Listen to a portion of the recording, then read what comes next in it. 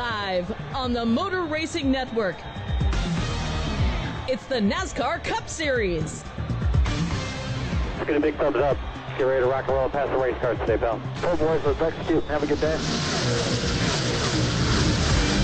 Today, practice and pole qualifying for the Hollywood Casino 400, presented by ESPN Bet from Kansas Speedway. Presented on MRN by E3 Spark Plugs. Powerful and fuel efficient. Find E3 at your nearest auto parts store. For the second time in less than a month, the NASCAR Cup Series has ventured into America's heartland as the road to championship weekend in Phoenix brings them to the Kansas Speedway in Kansas City, Kansas. Hello and welcome to America's Heartland. Motor Racing Network is on the air with practice and qualifying for the Hollywood Casino 400. Mike Bagley here alongside Alex Hayden and Todd Gordon as the Group 1 cars pull onto the racetrack. It's all about 25 minutes of practice, Alex, to try to get the best you can for a 400-miler tomorrow that is very pivotal in the road to the championship. You're right about that, Mike. Of course, we're divided into two groups, Group 1 and Group 2. The Group 1 cars have just pulled on the racetrack. Green flag goes in the air. All playoff drivers are in Group 2. But this opening 25-minute practice session for the rest of the field, Todd Gordon, is extremely important for everybody who's not on the racetrack. Yeah, definitely. Watching what happens here, see what goes on. What your teammates that might be in this other group, you're going to be watching their data to see how the racetrack goes, what lines they're running, and most importantly, how aggressive they can be on air pressure. We've got a new tire coming here, new construction by Goodyear. It's more durable. It will handle the abuse that this place gets. But as a crew chief, I'm thinking that just means I can take more air out of that tire. I can make it better in the long run. See how that plays out in these two practices. 19 cars are on the racetrack right now. The Group 1 cars include J.J. Yaley, Daniel Suarez, Cody Ware, Justin Haley, John Hunter Nemechek, Ty Gibbs, Ty Dillon, also Kyle Busch, and Zane Smith on the track as well. Along with Shane Van Gisbergen, Eric Jones, Cole Custer, Riley Herbst, Ricky Stenhouse Jr., Todd Gilliland, Brad Keselowski, Noah Gregson, A.J. Allmendinger, and Chris Buescher. Obviously, cars on the racetrack, drivers that will be in Group 2, they are standing and watching and waiting and seeing what's going to happen, as are our two pit reporters, Steve Post and Chris Wilner. Let's check in with Steve Post of Halstead, Pennsylvania. Posty, what's going on down there right now as these cars have just hit the racetrack? Yeah, everyone's kind of keeping a keen eye on the first few laps of all of these cars, but really part of the conversation in the garage this morning is, how about this weather? It is absolutely picture perfect, beautiful down here. We're going to tickle with 90 degrees tomorrow, and when we're thinking about this racetrack and thinking about a little heat here, going to be slip sliding away, and that's what they're going to keep an eye on. They're going to keep an eye on that tire wear to see what it looks like. They're going to see what they can do with the air pressure, but they're also keeping an eye on the temperature, what we have here today, and then how we project into tomorrow. So it is absolutely beautiful weather here. Everyone has enjoyed being outside, working on the race cars, pushing them around. Everyone's commenting about how nice it is, but now that we're down to race cars on the racetrack, what does that temperature mean? What does it mean as far as the handling of the cars? And that's another facet of what we're going to twist in here today with this practice session and then qualifying here in just a little bit. 82 degrees and sunny skies, just a few thin, wispy cirrus clouds that will pass by every now and again over Kansas Speedway. Chris Wilner from Carmel, Indiana. What types of things are you looking for in this practice? Well, certainly we'll get a good read, Alex, on the racetrack in Group number 1 as rubber continues to be laid down. A lot of the playoff drivers you mentioned, actually all of them in Group number 2. One of those drivers,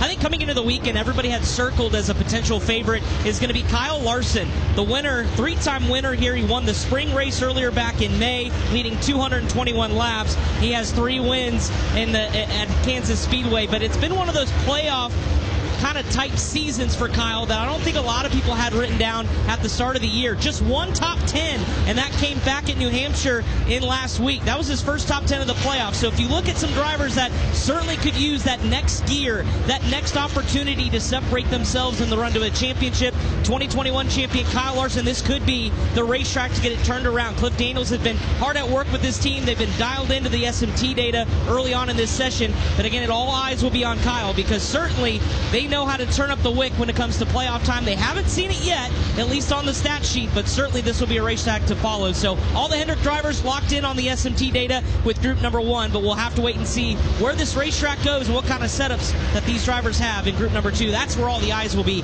coming up in just a little bit. All eyes right now on the top of the leaderboard. Chris Buescher of Roush Fenway Keselowski Racing leads this portion of practice.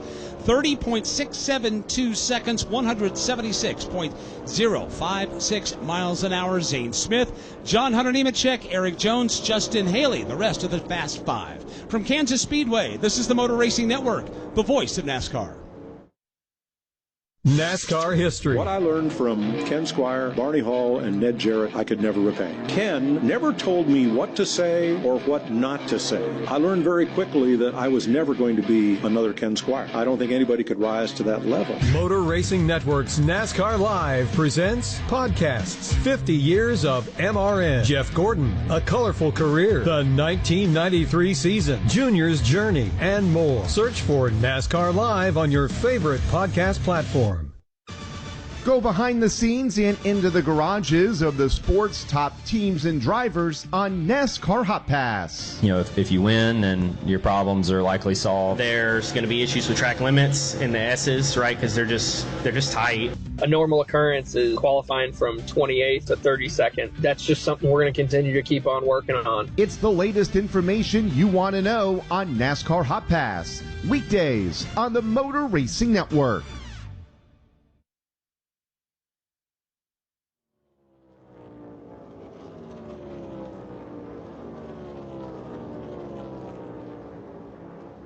Practice and pole qualifying from Kansas Speedway is brought to you on MRN by E3 Spark Plugs. Stuck in slow motion? Unleash the NASCAR fire inside your engine with E3 Spark Plugs. Forget pit stops too. E3 gives you maximum fuel efficiency for more miles on the road and less time at the pump. E3 Spark Plugs. Power, speed, domination. Get yours today. Chris Buescher is the fastest so far on single lap speeds. Zane Smith is second. John Hunter Nemechek third. Eric Jones fourth. And Justin Haley is fifth. Now, the playoff drivers, again, are all in the second group. So, Chris Wilner, playoff drivers, if you have a teammate in Group 1, gives you a bit of an advantage as well.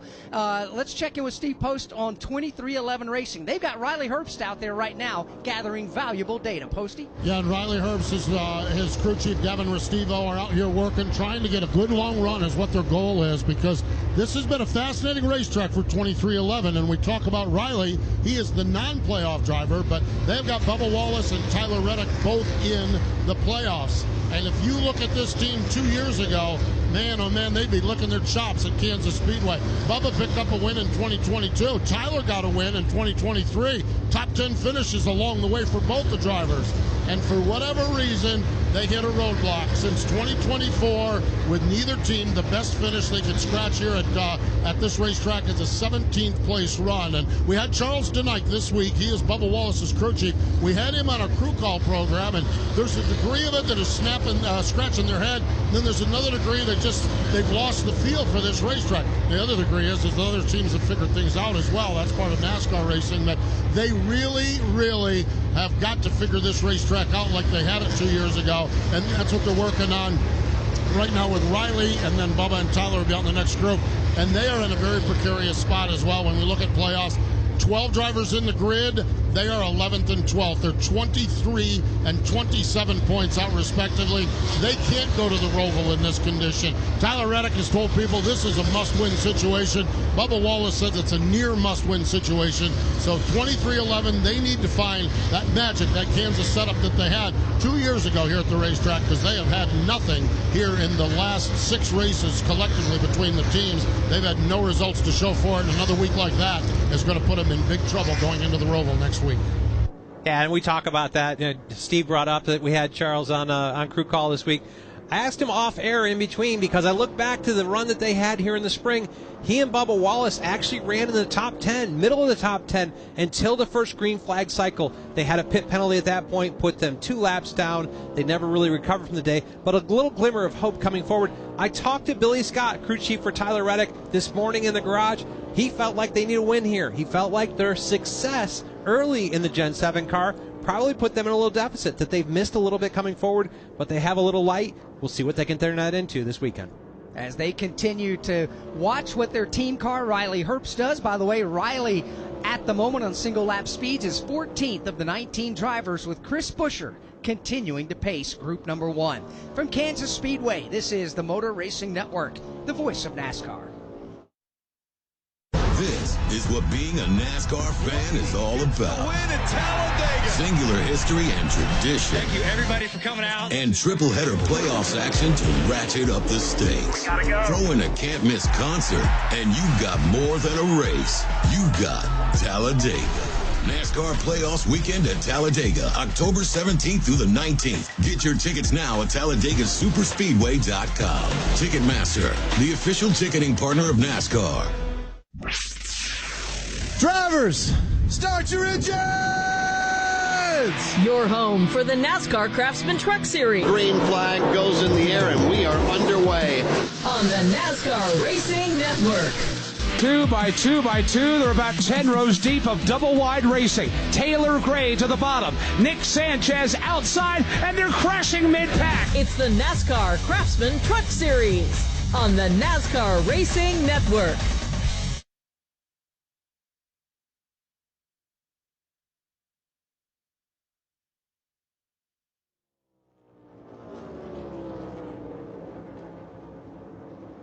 Back here at Kansas Speedway, Chris Buescher, the fastest on single lap speeds. Now, tire degradation and the lap times getting slower as the tires get more green laps put on them is a real factor here at Kansas Speedway. Chris Buescher, his fastest lap was his second lap. 30.672 seconds, 176.056 miles per hour. In 17 laps, he has given up 1.2 seconds a lap. Chris Buescher now 31.874 seconds, 169.417 miles an hour on his 19th lap that he just clicked off. So that all being said, there's a lot of teams down there just trying to keep an eye on what's going on. One of them that's been pretty good, though, Steve Post, is on pit road right now. His name is Zane Smith.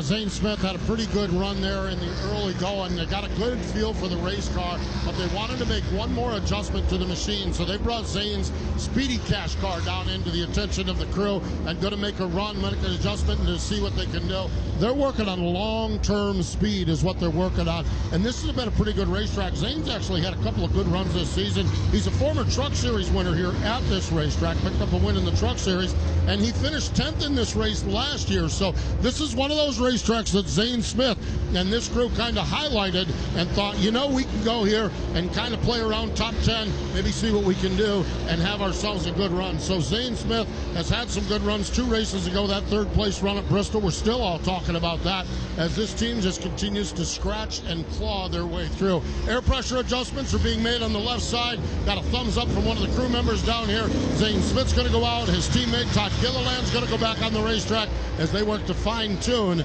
these Fords for Front Row Motorsports. Right now, I think I would describe it as good. They're working to become great with these race cars. And as that's happening, Ty Gibbs is rolling back out on pit road too. You talked about that. He had 10 good laps. I really am impressed with what Zane Smith was able to do. The line that he was able to make speed in, it was impressive. I really wonder, Alex, you brought up, we've lost 1.2 seconds in 17 laps. Making a change, I'm not sure how you get that read back. You don't have sticker tires to put back on. You're going to see what this change does, but I hope it's something that's just what they need to see out of the data and not what the feel, because that refire is not going to be as good as the run before. So in this practice, you said that Zane was using a certain lane on the racetrack. Obviously, this race tomorrow stands to be wall dominant. A lot of people are going to be on the wall.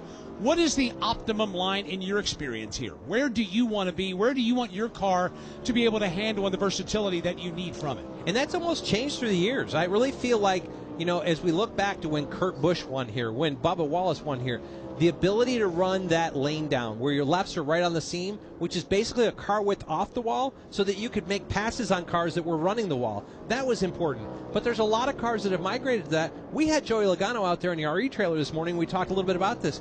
The paint at the bottom is actually starting to come back into it. This surface continues to wear out. That running up at the wall has become a little less. Finding an opportunity to run down on the lower banking to be able to make pace and make a pass down there, if you can do that, you're going to be in really good shape. we mentioned at the top of the broadcast, or at least Todd did, Goodyear has brought a different construction on their Goodyear Racing Eagle tire here at Kansas Speedway. There was a question mark by being in the garage, all of us this morning, finding out different tidbits of information that there may be some crew chiefs go extra aggressive on their air pressures, Mike. Here we are halfway through this first session of Group 1 cars. Nobody's had any issues yet. It's amazing how a construction change will bring up not a new school of thought, Todd, but perhaps maybe resorting to former schools of thought. Well, the thing is, as a crew chief, it's your objective to optimize and get everything you can out of the situation you're in. So when Goodyear makes a durability change, they make a construction change in the tire that allows it to be abused a little more, well, it becomes my job. How far can I abuse it and get more speed out of it? These tires, the lower the air pressure is, the more they squish, the lower the diffuser gets, the more downforce they make. The more load that it puts in the tire, it squishes it a little more. It all kind of compounds itself. But if there's an opportunity, Goodyear made a change, and I've heard from different people, it might be 1.5 pounds lower you can run because the tire is more durable. But by doing that, now we put more load in the tire because we put the diffuser closer to the ground. It's an unknown area, and I'm sure we'll see somebody step over the edge. Goodyear's doing a great job, but it's up to the crew chiefs to be aggressive when Goodyear gives an opportunity. The word balance will come into play an awful lot all weekend long, and specifically here in today's practice sessions, getting set for qualifying later on today. Chris Buescher continues to lead. Zane Smith, John Hunter Nemechek, Eric Jones, and Justin Haley. We have 8 minutes and 45 seconds remaining in Group 1. We'll take a pause, and then the Group 2 cars will be out for their 25 minutes of practice. Then everybody gets a lap. One lap of qualifying for the Hollywood Casino 400. From Kansas Speedway, this is the Motor Racing Network, the voice of NASCAR. Don't risk losing the trusted news, traffic, sports, and weather you get from AM radio stations. It's time to make your voice heard. We need Congress to pass the AM Radio for Every Vehicle Act to keep AM radio in cars. When internet and cell services are out, AM could be your only lifeline. Text AM to 39179 and tell Congress to pass this critical legislation now. The message and data rates may apply. You may receive up to 4 messages a month, and you may text STOP to stop. This message furnished by the National Association of Broadcasters. Don't miss a moment of the NASCAR season. Chastain drove it and never lifted. Put it against the safer barrier and all the way around the turn. Passes Denny Hamlin. Check out the Motor Racing Network's coverage of the NASCAR Craftsman Truck Series, the NASCAR Xfinity Series, and the NASCAR Cup Series on hundreds of local radio stations around the country. Find your local station by going to mrn.com to catch the excitement of NASCAR on the Motor Racing Network, the voice of NASCAR.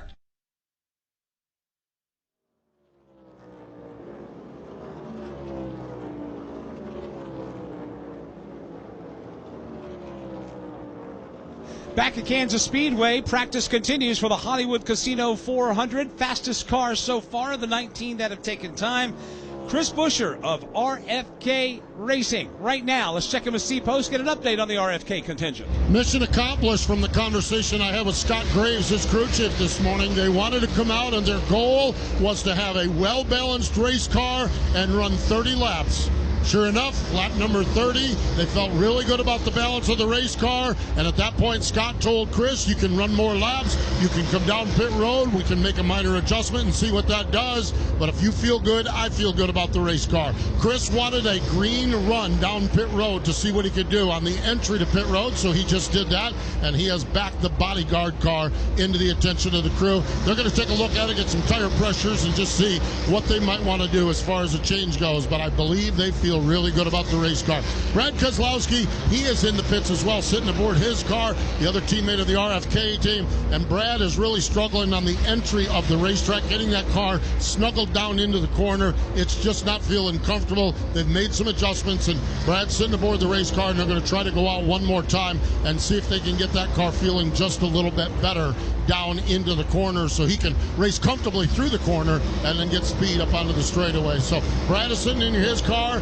Also sitting here, his car is Chris, and in between them all, Ryan Preece, he is in the next group as Minute Rice on the car. Him and Derek Finley are watching all of this keenly and getting ready to put the finishing touches on the adjustment for their car as they will be out in group number 2.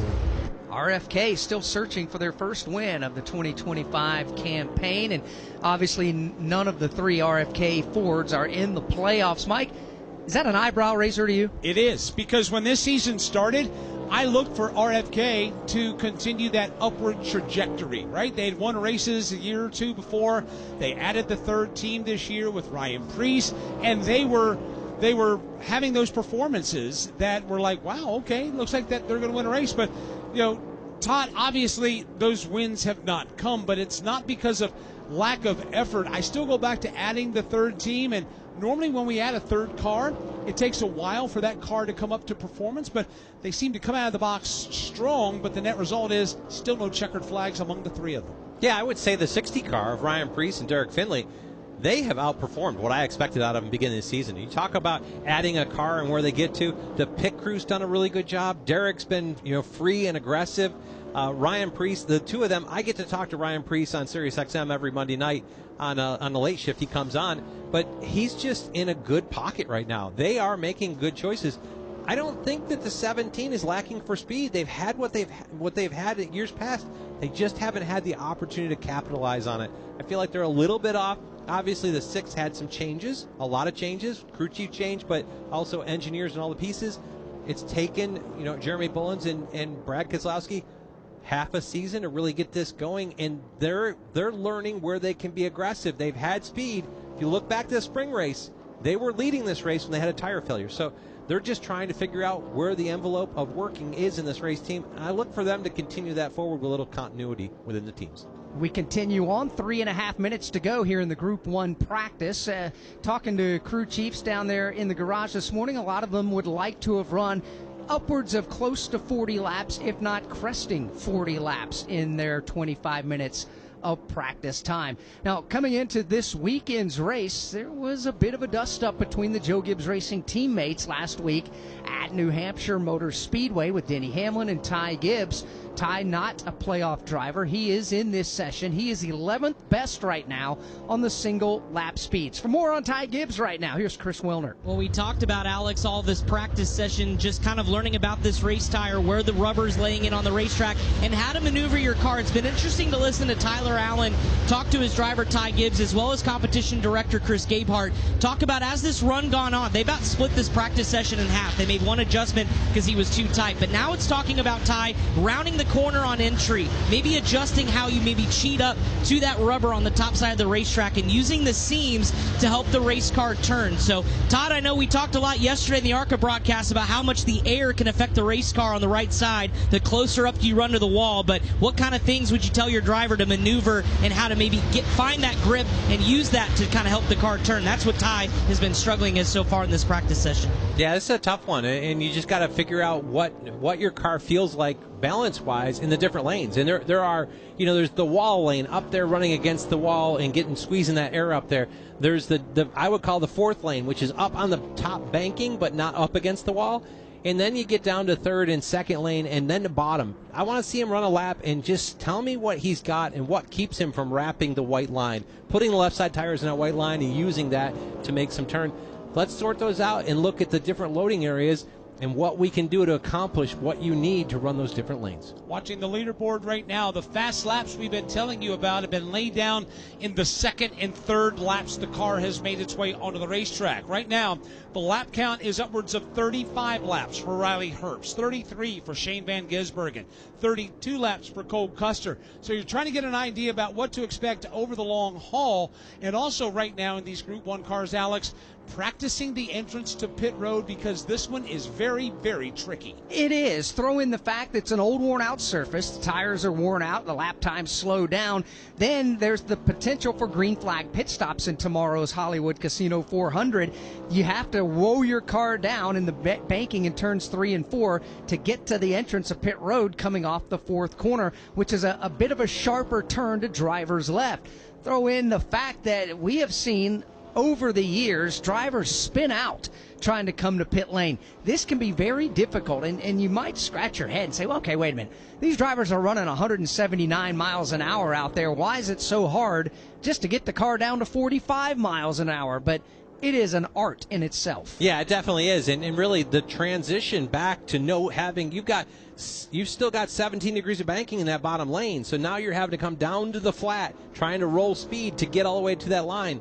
It is a challenge to try to squeeze every bit out of these pit road entries. And if you're a playoff driver, the last thing you need is a pit road speeding penalty tomorrow, especially in the back half of the Hollywood Casino 400.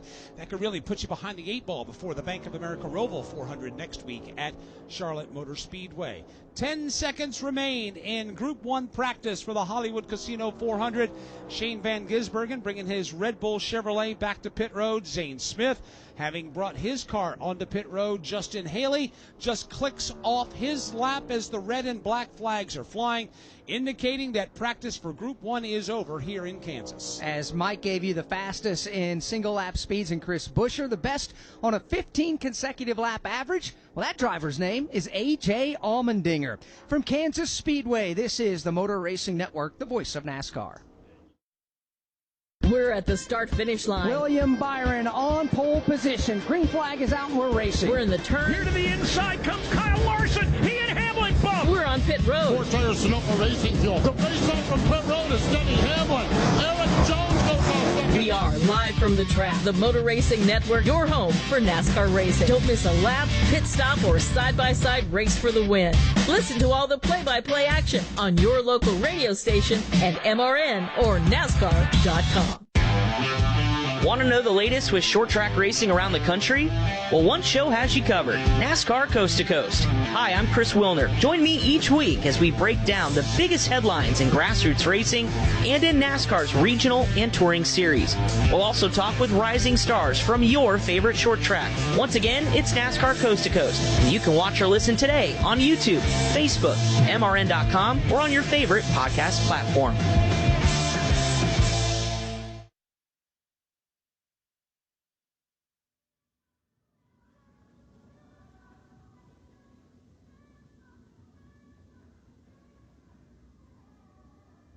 We welcome you back here to Kansas Speedway. Group 1 practice has just wrapped up as the Group 2 drivers are now aboard their race cars and poised to get out on the racetrack for their opening practice. Of course, this is our first of 2 broadcasts today here from Kansas Speedway. We have coverage of practice and pole qualifying for the Hollywood Casino 400.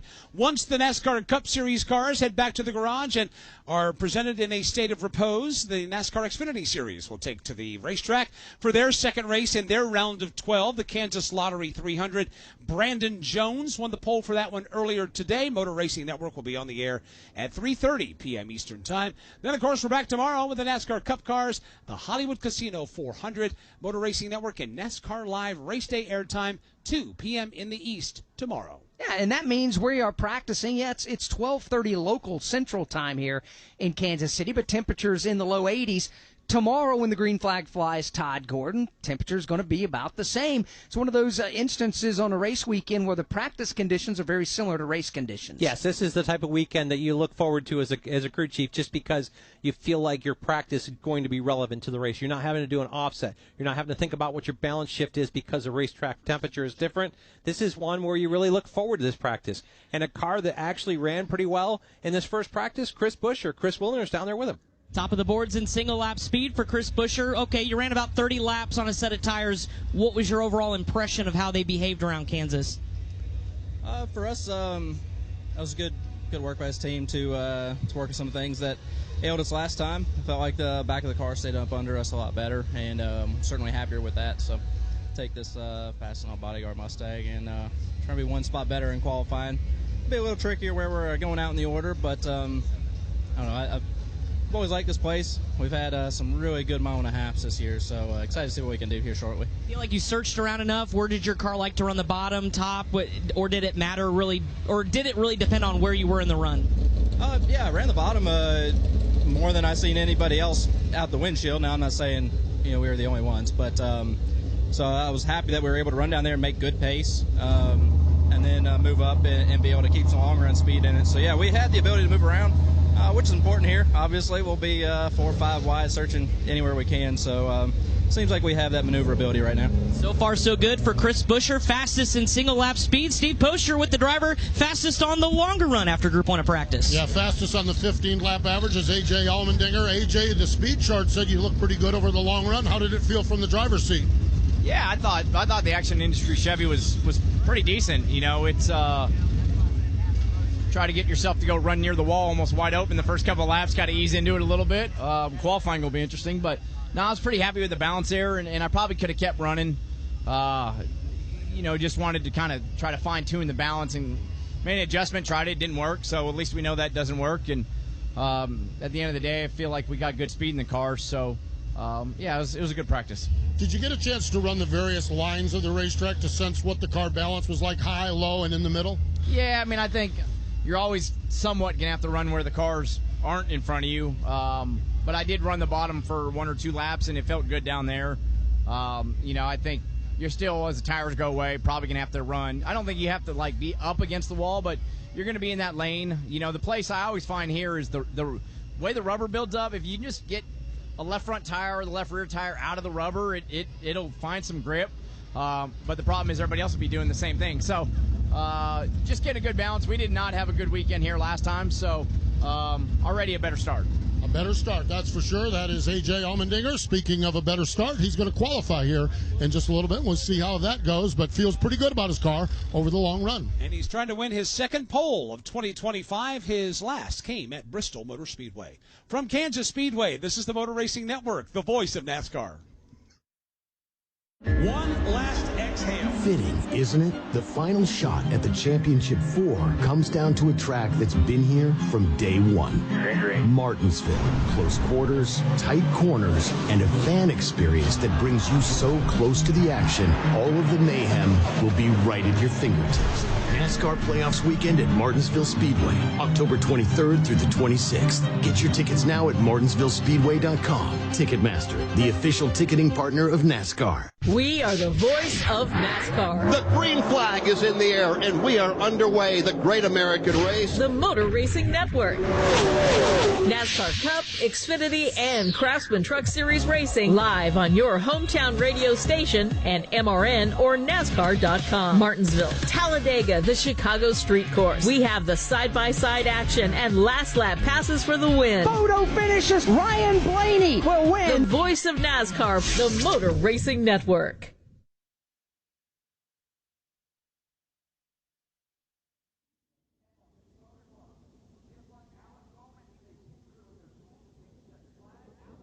Back at Kansas Speedway, we're smack dab in the middle of practice for the Hollywood Casino 400. There have been Group 1 cars already on the racetrack.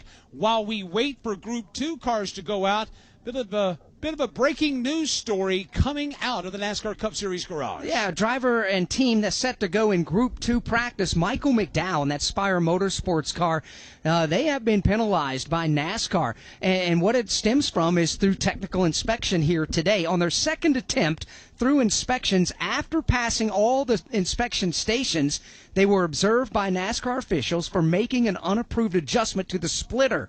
The struts were then reinstalled to the car. The car was rerun over the USS inspection station and failed due to that specific adjustment that was observed. Therefore, the crew chief, Travis Peterson, has been ejected from the entire weekend's proceedings here at Kansas. They lose their pit selection. They will have to start at the back of the field. Plus, the vehicle and Michael McDowell, the driver, will have to do a stop-and-go penalty after taking the green flag in tomorrow's Hollywood Casino 400. That clearly is a huge setback for Michael McDowell's Spire Motorsports team. We'll continue to follow that story here as Group 2 practice is getting ready to get underway. While we have a moment, back to pit road and Chris Wilner. Adam Stevens had 25 minutes to watch Group 1 of practice as his driver Christopher Bell gets set for Group 2. What did you learn? Anything stick out to you in that 25-minute session? Yeah, it looked like fair amount of cars missed their balance there. The temperature's up, it's a little breezy, a lot less grip than we probably anticipated. Lap times are a little slower, and it looks like the field's a little tighter than we anticipated. We talked about coming into this weekend the new construction on the right side tire. What do you guys do air pressure wise to kind of figure out what you have in terms of the life on the right side? Yeah, it's tough. You know, you Generally, the grip is down low, but that's where the durability issues start. So everybody pretty much starts at a comfortable spot. They think they can make it, and then we compare notes after practice and see how far we can push. So goal for this, if you're out on the racetrack for 35, 40 laps, things are good. Yeah, we need to stay out as long as we possibly can and learn the most about our car. All right, that's Adam Stevens. He's getting ready to lock back in. Watch Christopher Bell. 4 straight top 10s for C-Bell here at Kansas. 0 in the win column. Maybe they could change that here. Toyota's typically been strong here at Kansas. They have, and Christopher Bell, after getting off to a great start earlier this year, had a bit of a cool stretch through the summer months and part of the stretch of this season, but are beginning to pick up the performance yet again. Yeah. This is a championship caliber team. I think Adam Stevens, 2 championships so far. I think this pairing will get to a championship at some point. They're starting their trajectory upwards, and they're in a good spot coming forward. We saw them gangbusters to start the season. I think that's just how good they were. We say a lull, but they're still pretty competitive and working upward. Zane Smith was second on the leaderboard with Group 1 cars in single lap speed. He's with Steve Post. Yeah, Zane was second. Zane, our Todd Gordon, our analyst in the booth, said he liked that your car could run in some different places and look like you had speed. How did that feel? Were you comfortable with that? Yeah, for sure. I felt like that was kind of our strong suit earlier in the year, being able to just really fire it down on the bottom and through 3 and 4 and create some passes there. So rolling back out after we made an adjustment, got a read there in dirty air, and my car didn't really go through a huge swing, which is always a positive. And I feel like there's a few things we could pinpoint and pick through on trying to be a little better, even just trying to get to the bottom and getting back to throttle to create those passes. So, it all starts with hopefully qualifying good here in a minute and just making my life a little easier and having to pass less cars, the better.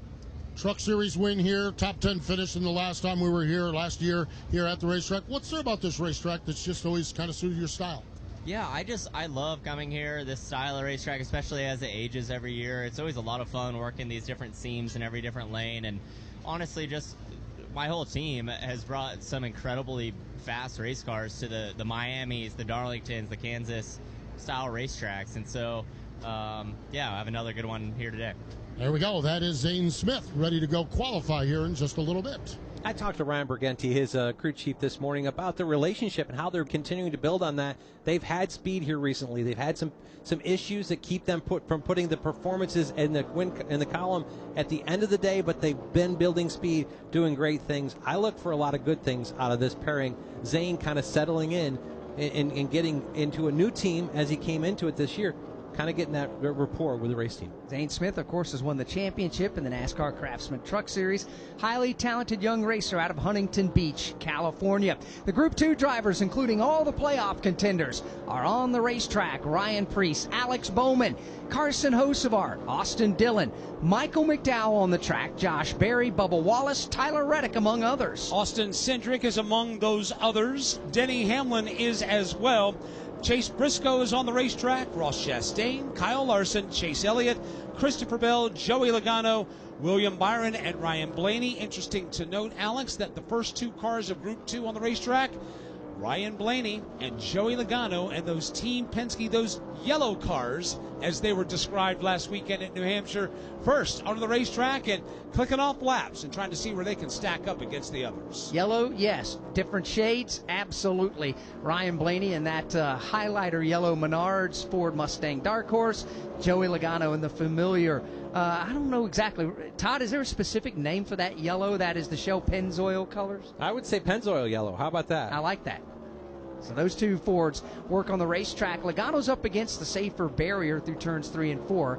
Ryan Blaney, meanwhile, runs right in the middle of the racetrack, and not too far behind them is the 3rd Team Penske Ford, and that is the white, black, and red discount tire Ford and driver Austin Cindric. Right now, looking for Blaney on the racetrack, 36, one of the slowest cars, along with Joey Logano. Right now, 35th. And 36th on the leaderboard. They have turned in their 3rd lap, and normally that 3rd lap is the fastest. We see drivers 2 laps, 3 laps, even 1 lap put their fastest lap in. But right now, the Team Penske car's next to last on the racetrack, while the driver that's the fastest of the Group 2 cars so far, 2311 Racing's Bubba Wallace. Bubba is really quick, up to 3rd overall in single lap speeds. Oh, Blaney's in the wall, turn 2. Blaney lost the car, and he just side-slapped the wall in turn 2. Problems for Ryan Blaney. Will put the red flag out, and the right side of that car, Alex, is torn to pieces. Something happened over here in turns 3 and 4. As a matter of fact, I pointed it out to Todd. When they came off the corner, Blaney was some 8 to 10 car lengths in front of Logano as they had their opening few laps. Suddenly, Blaney slowed down a bit on the outside lane. Logano got beside him and went on by him and drove by until they got to turn 1 and turn 2, and then the subsequent bout with the outside retaining wall. Blaney, boy, it's a good thing he's got a W in the hip pocket now. He has already guaranteed his spot in the round of 8 by winning last weekend at New Hampshire Motor Speedway. Ryan Blaney, though, we talk about how Kansas is rough on playoff drivers, and normally it starts in the race, but unfortunately for Ryan Blaney, it starts in a practice crash here, just 5 minutes into practice. Right now, Ryan is bringing the car down pit road, and the right side is just beat all to pieces. Matter of fact, he's not taking it to the pit stall. He is making the left-hand turn to go into the NASCAR Cup Series garage, and that will no doubt force that crew into some heavy lifting here before we drop the green flag tomorrow. We'll follow up in the garage stall of Ryan Blaney in a moment. First, from Kansas Speedway, this is the Motor Racing Network, the voice of NASCAR. More than 200 members of Congress are standing up for AM radio listeners. The AM Radio for Every Vehicle Act will keep AM radio in cars, because when cell and internet services are down, this free service could be your only lifeline. Text AM to 39179. Tell Congress to pass this critical legislation now. Message and data rates may apply. You may receive up to 4 messages a month, and you may text STOP to stop. This message furnished by the National Association of Broadcasters. Hi, folks. Kyle Petty here. I want to tell you about a place that's dear to my heart, Victory Junction. It's a year-round camp that gives kids with complex medical and physical conditions life-changing experiences that are fun, empowering, and always free for families. Please help Victory Junction support kids who need it the most by making a donation today. Any amount will help kids attend camp for free. Help make a difference by visiting victoryjunction.org/donate.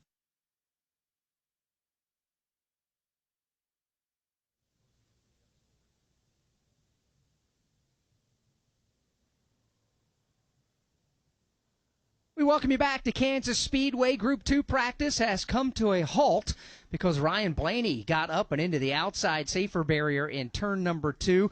No word as of yet whether they're going to have to go to a backup car or not. The team is just getting back there to the NASCAR Cup Series garage to begin to assess the damage. Steve Post, you're right there, boots on the ground beside that race car. Yeah, the team is not even back here just yet. It's led by Travis Geisler and the crew that's been back here in the garage area. So some of the team members not even back here yet. But when we look at the Menards car, the right side is just absolutely destroyed, crushed in. You know how there's the flare out around the fenders? There's no flare at all on the right front fender of the car. It is totally flat right up along the wall. Scuffs all the way down the side of it. The rear fender looks a little bit more intact, but it is still all scuffed up. Rear tire is flat down here. Down along the bottom of the car, it's all scraped into the wall. So, yeah, they're assessing it. Some NASCAR officials are down here assessing it as well. We'll see what the decision is. But, man, he took a big hit. Looking, even there's concrete and dust inside the wheel wells of this thing and in the rim of the tires. So it was a big hit for Ryan Blaney. He got out of the car, looked rather frustrated. He has got onto a medical vehicle and is making his way to the care center. We'll see if we can catch up with him when he gets cleared over at the care center, but right now the attention is on this Menards Ford, and boy, there's not a high-speed activity here. They're just kind of assessing and trying to see what the game plan might be for this car, or should the decision be made to go to a backup. So, Todd, what does that decision process entail? And having looked at the car, give us your assessment of, is that even fixable? Can they do the repairs that need to be done to not go to that backup car? Yeah, it's hard to tell from up here and just looking at it. I mean, we've got scuffs all down the right side. If the clips are good, and that's the biggest thing, and I've seen these guys before put 2 new tires on it and take it across the inspection to see if the alignment lines up with where it's been and get a feel for maybe the underwing. If that's out of place and the alignment doesn't show it, then you start to think we've got bent clips in this car, we need to go to a backup car. So for the new race fan, what are clips? So, okay, good question.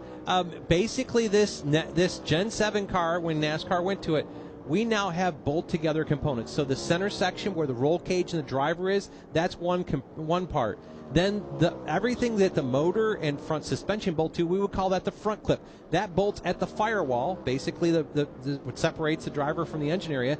It bolts on at that point forward, and the rear clip bolts on from behind the driver, rearward, holding the rear suspension and the fuel cell. So if the suspension shows that it still has the same cambers in it, maybe off on toe because of a toe link, but if it shows cambers and alignments making sense with new tires on it, then you can feel confident that the front and rear clips are still in the place that they were to start. You can put body panels on from there. If some of that's off, then the clip has from the impact is bent.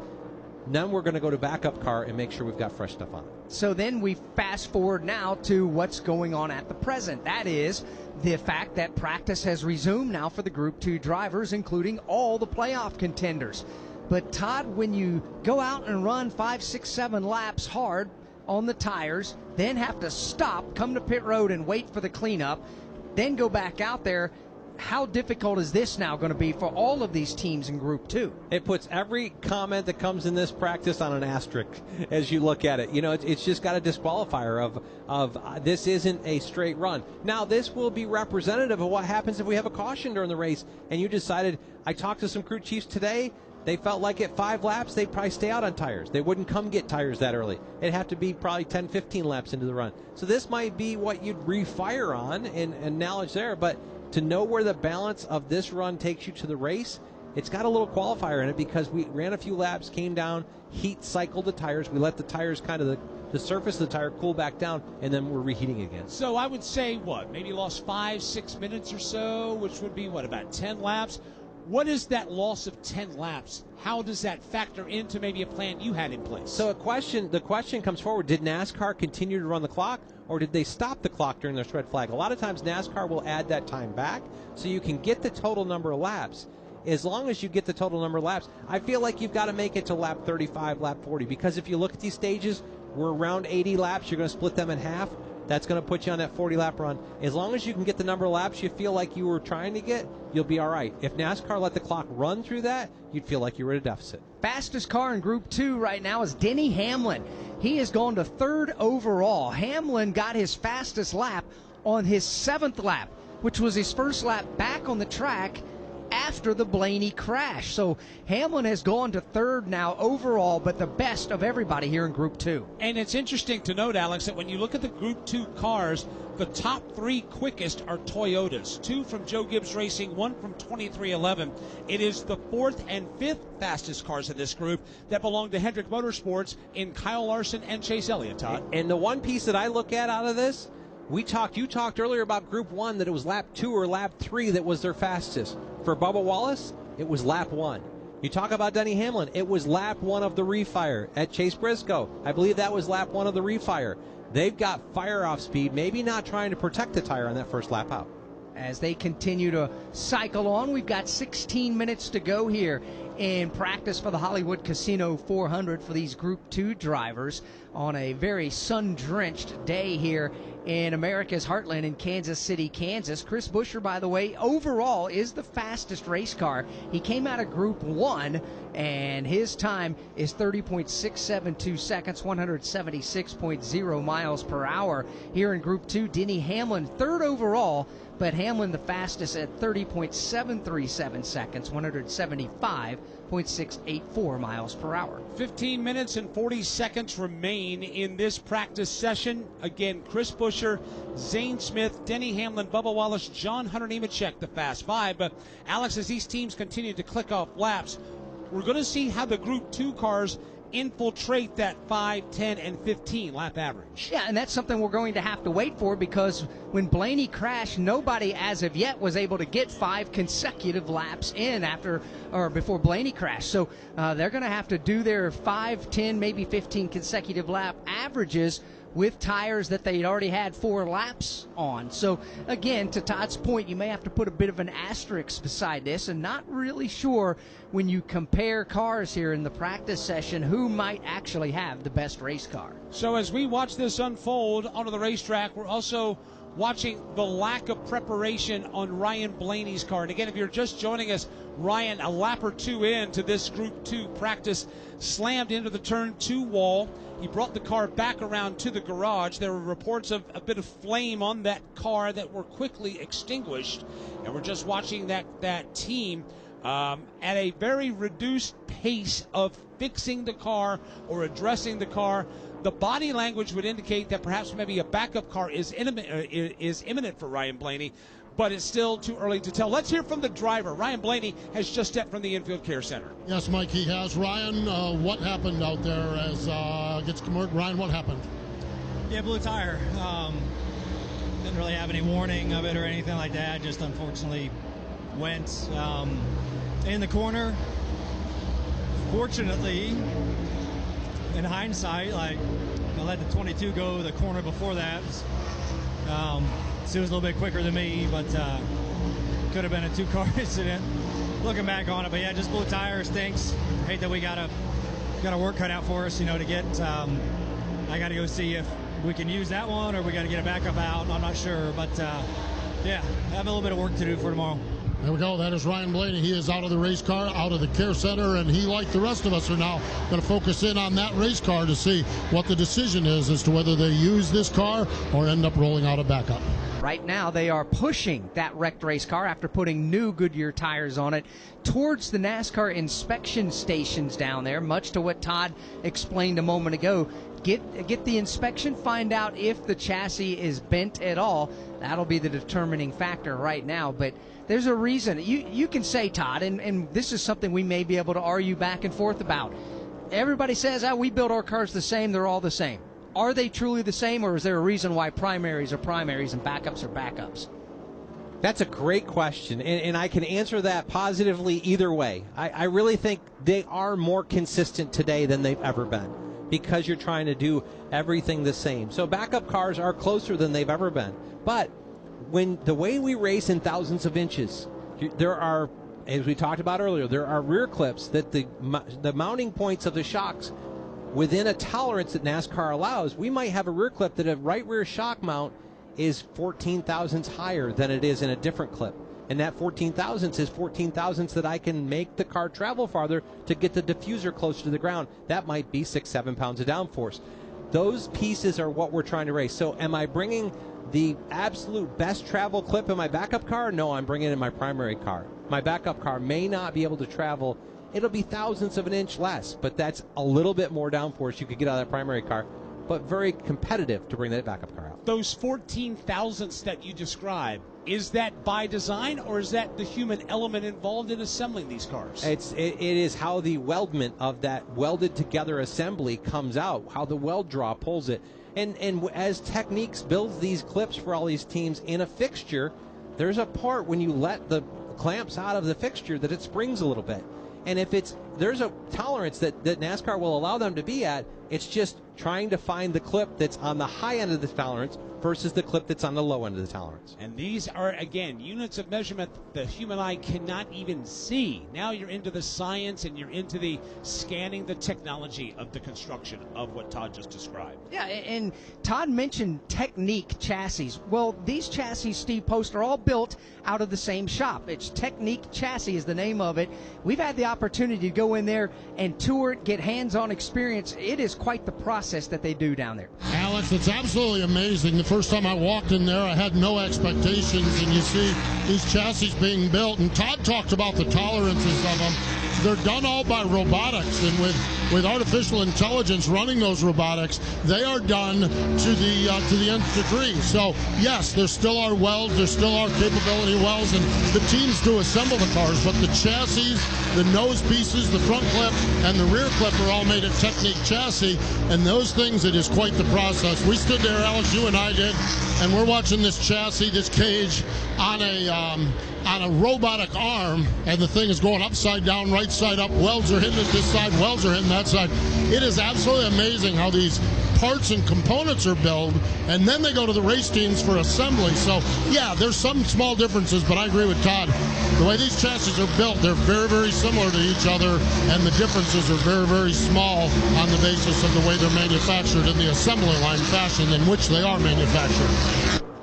So that report there from pit road and steep post, just giving us a little texture into what we're describing going on right now at the Kansas Speedway. Practice continues. 9 minutes and 35 seconds remain. Chris Buescher fastest overall. Denny Hamlin continues to be the fastest in Group 2, third overall on the leaderboard. From Kansas Speedway, this is the Motor Racing Network, the voice of NASCAR. This is Kyle Larson. I'm David Grau. Hi, I'm Donnie Shaw. This is Brian Brown. This is Danny Dietrich. Wing Nation is your go-to destination for all the latest sprint car news and interviews from the stars of sprint car racing from around the country. This is Steve Post. Aaron Evernham, Ashley Strummy, and I will have all the latest news, insights, and conversations on Wing Nation's YouTube or Facebook pages, or listen and download and subscribe to Wing Nation on any podcast platform. Wing Nation. Wing Nation. Wing Nation. Wing Nation. Wing Nation. All sprint cars, all the time. Looking for motorsports coverage you can't find anywhere else? Look no further than the Motor Racing Network's lineup of weekly podcasts. NASCAR news and interviews on NASCAR Live and NASCAR Live Wide Open. NASCAR Cup Series Insight on Crew Call. NASCAR Grassroots Racing News and Talk on NASCAR Coast to Coast. And Sprint Car Talk on Wing Nation. All these and more available on podcast platforms and MRN.com.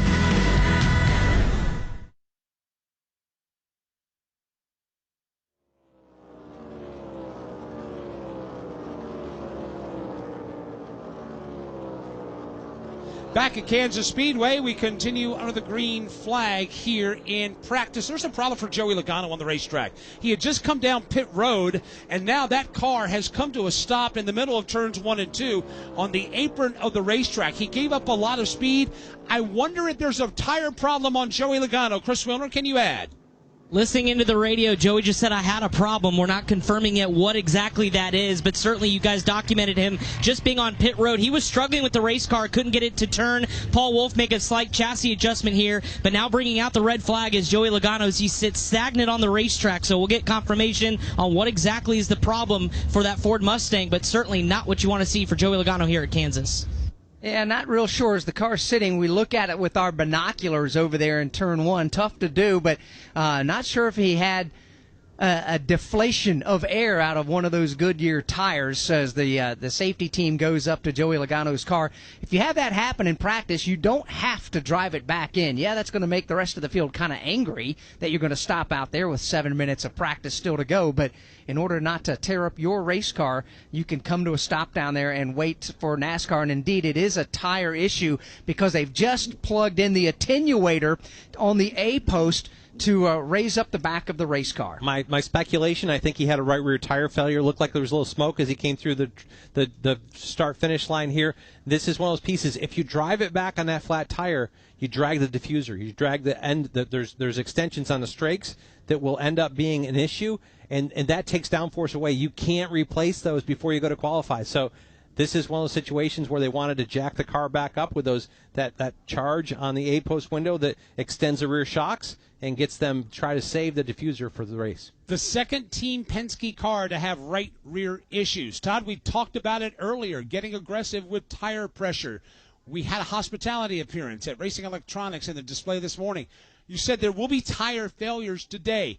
Now, we've not had a chance to chat with the key players. Is this a potential under-inflation situation like we've been talking about all day? Very well could have been. Very well could have been. You know, all these people, all these crew chiefs have to look at it that you've got to be aggressive. Taking air out, if the tire has durability margin, you take air out, it puts the diffuser lower, it makes more downforce. So might be one of those situations, and it might be just that they've run something over. But to see two Team Penske cars, both with tire failures, I would think that they're exploring and how aggressive they can be. As Joey Logano limps that race car midway down the backstretch, let's check in on Hendrick Motorsports, specifically with William Byron and how his practice is going along. Chris Wilner is there. Well, Alex, it's not been great for the driver of the number 24 machine. William Byron has not been a happy camper. Came over the radio before this caution for Joey Logano and said, I just can't finish the corner at all. I am uncomfortable, and uncomfortable is not a feeling you want at Kansas Speedway. So the driver who finished second here earlier in the spring, but typically this has not been his statistically typically best racetracks struggling with the handling of the race car.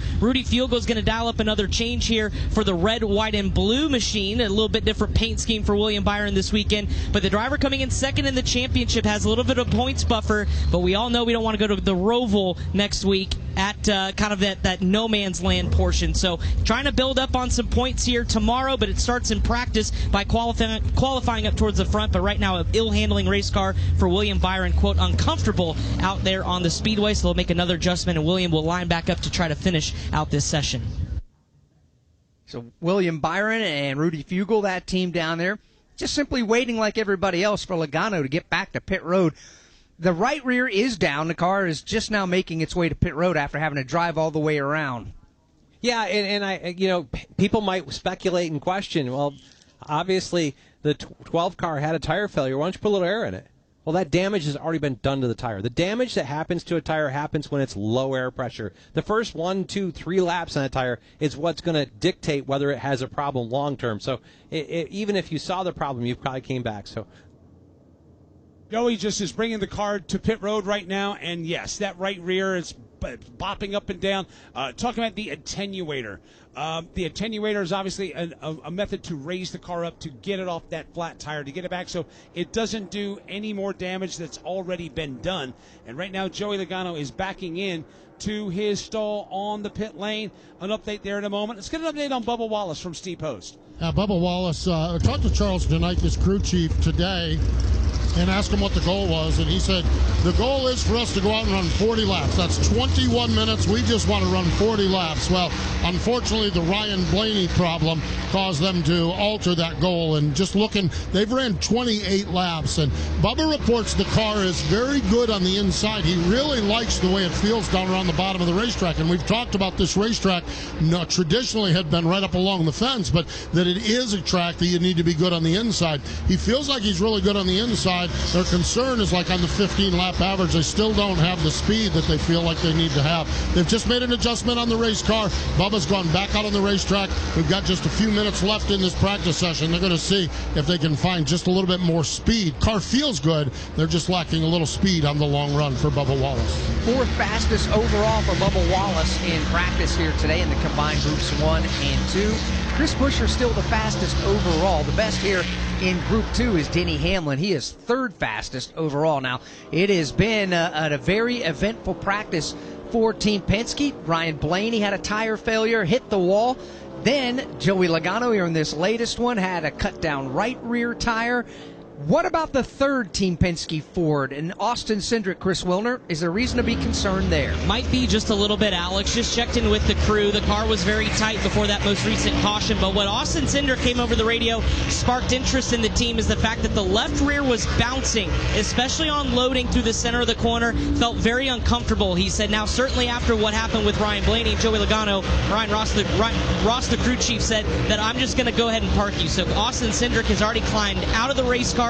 He will not conclude this practice session. So a tight race car for Austin Cindric, but it's that left rear bouncing. And Todd, I don't know what maybe diagnosed that is, but when you're bouncing the left rear on load in the corner, can't be a good feeling. Yeah, it definitely is, and I got to think that that's getting too close to bottoming the shock out, that you're actually feeling the compression that shock hits, and then it bounces the tire because you've lost all suspension. That's getting the cars as low as you can and understanding where you can be. There's so much load that you can actually engage into those. Brian Wilson being smart about kind of checking up here and diagnosing what they've got. They can make some adjustments for qualifying. 1 minute and 5 seconds remain in Group 2 practice. No time has been added to the clock, but there's, we always say going into a racing weekend, well, let's wait and see how practice and qualifying goes. There are two things that have come out of this practice session. Number one, the Team Penske cars are 20th, 35th, and 36th, with 2 of the 3 having tire problems, possibly a third. Hendrick Motorsports, 12th, 13th, 23rd, and 34th, with Larson, Elliott, Byron, and Bowman, respectively.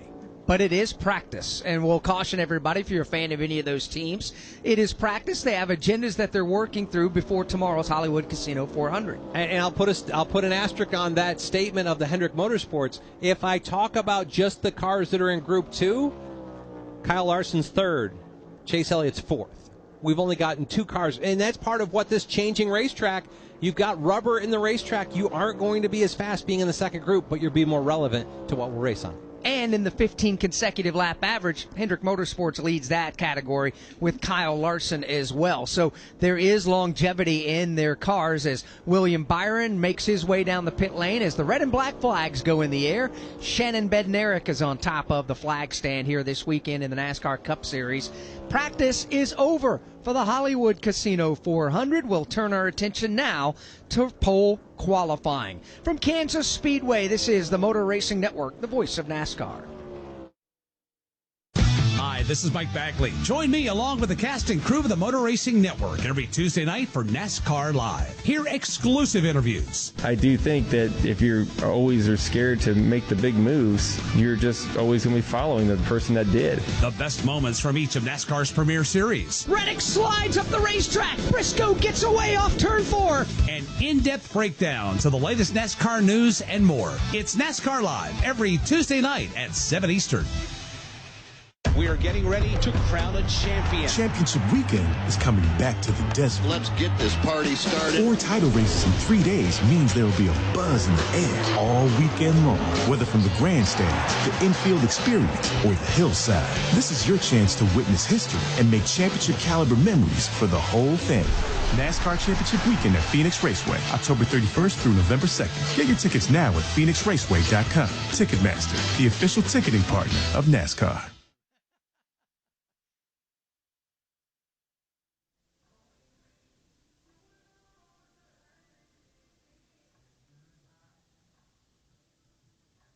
We welcome you back to Kansas Speedway. Practice is over as we get set for qualifying. Chris Buescher, by the way, was the fastest overall in single lap speeds in the practice session. Well, I want to give you some awareness, and we always give back in the sport of NASCAR racing, and this is something we're doing to honor one of our own. There was a former NASCAR official by the name of Breanne Davis, sadly died in 2008 at the age of 28 in a car accident. Davis was a Universal Technical Institute graduate, a UTI graduate, and NASCAR technical inspector. Well, in her honor, we have honored her over the years by giving scholarships away to encourage women to seek a career in the automotive industry. Since its creation, $10,000 scholarships have been provided for a pathway for 50 women to get the training they need to work in the industry of automotive industry. One where women remain underrepresented, especially in technical roles. So this fall coming up will be the 4th official Jail and Bail charity. What that is, that'll take place October 22nd at the Boatyard in Lake Norman in Cornelius, North Carolina. Again, that's October 22nd. Jail and bail. They're going to go around. They're going to arrest people, playfully arrest people, put them in the mock jail, and then they have to raise money for the Breanne Davis Scholarship Fund to get them out of the jail. It's a fun time. It's a great opportunity to award scholarships to deserving women to work in the automotive industry, in the memory of Breanne Davis, who sadly, again, was a NASCAR inspector, died in a car accident back in 2008. So a good deed that'll be going on in the month of October. Todd, we get set now here at Kansas to turn our attention to qualifying. How difficult is it to you working with different drivers here at Kansas Speedway as a crew chief? The last time the drivers were on the track before their qualifying lap, the tires were worn out, you're running different lanes. Now you're going to ask them to go out there and put down their fastest lap they possibly can, more than likely up against the outside wall. Yeah, we talked to Joey Logano down there in RE kind of Expo earlier today, and he talked about this. Okay, we've just gone a second and a half slower than we can in race trim. The last lap on the racetrack was old wore-out tires. Oh, by the way, leave pit road and hold it wide open and run right up there against the fence. Just trust it's going to be there. That's just such a tough thing to do.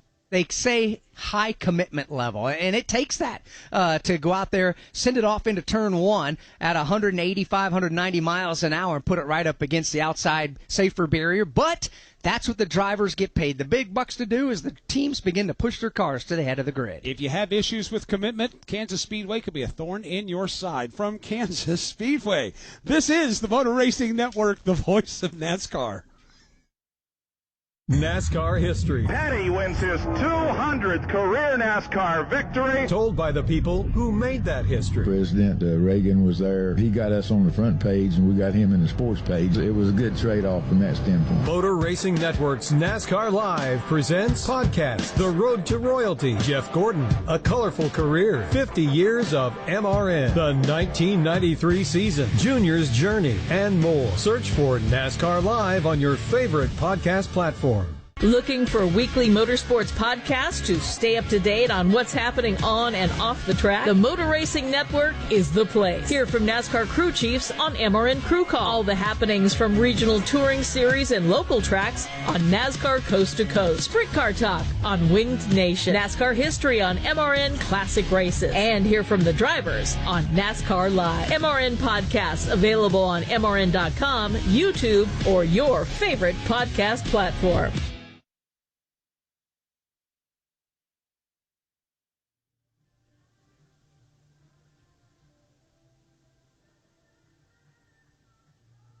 Practice and pole qualifying from Kansas Speedway is brought to you on MRN by E3 Spark Plugs. Stuck in slow motion?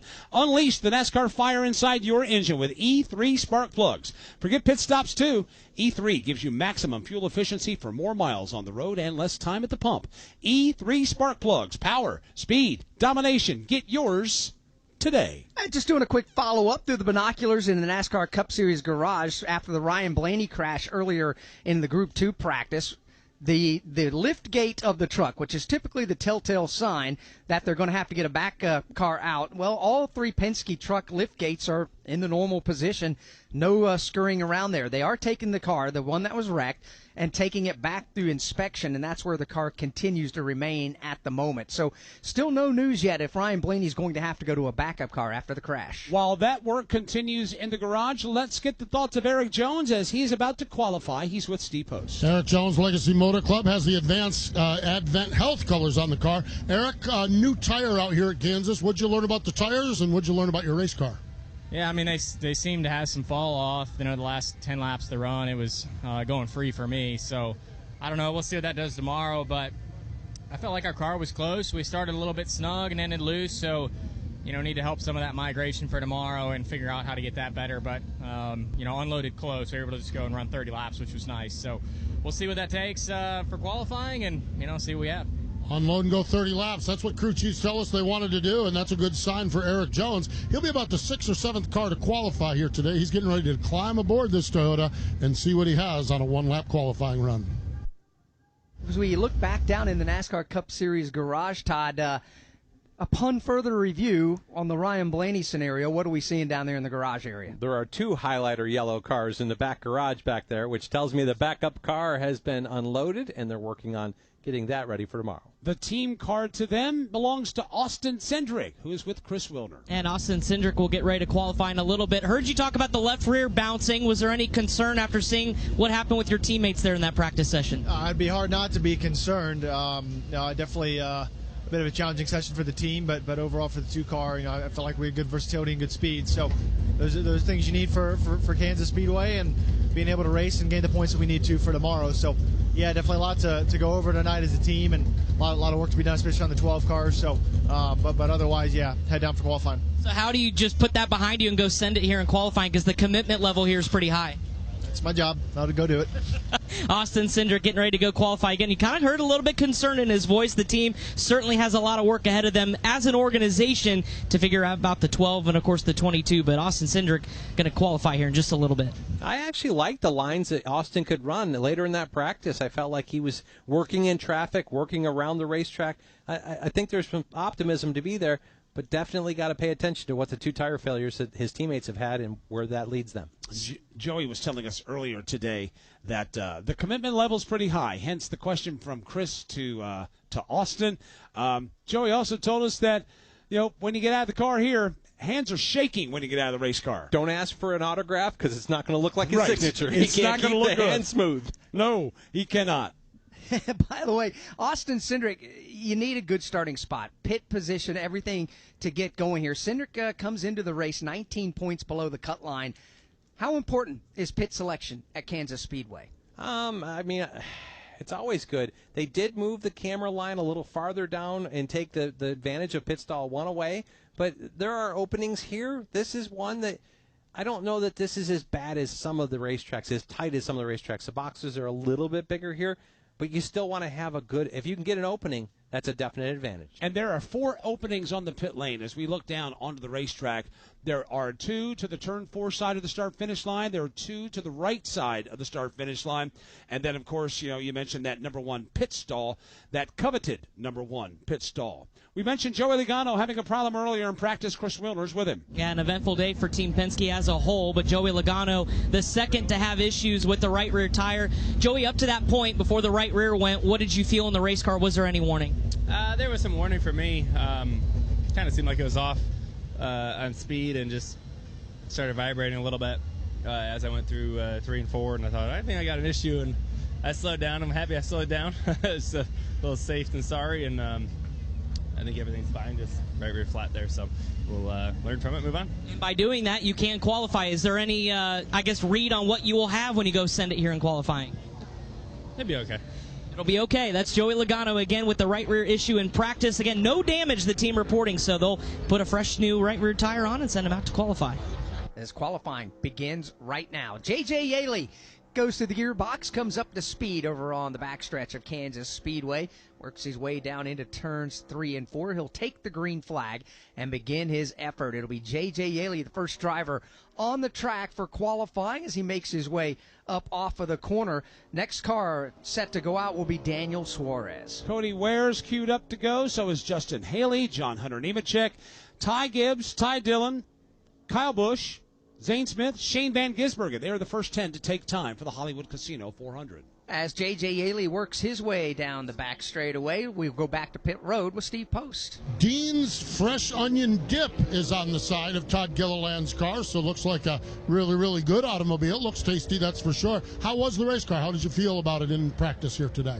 Yeah, like you said, our car looks good, and Dean's Dip is just as good tasting, so that's awesome. It's always fun to have new partners on board, but our car, I feel like, fired off good.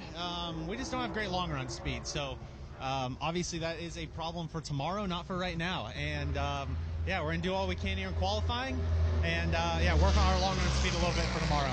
12th place finish in the spring here at this race. I know it's a long time ago, but how do you build off from things, and can you build off from 12th place finishes 4 or 5 months ago at this racetrack? Yeah, it really was a long time ago, right? We try and think back to it. It's hard to even remember much, but definitely one of our best mile-and-a-half races probably ever in my Cup Series career, right? Qualifying lower 20s, racing up in the teens, and almost into the top 10. So, yeah, setup-wise, I think we came, trying to build off of that same setup. And yeah, from there, that's really all we can do, right? Is keep tweaking on it where we felt like we were competitive in the first race here. Todd Gilliland going to go qualify here in just a little bit.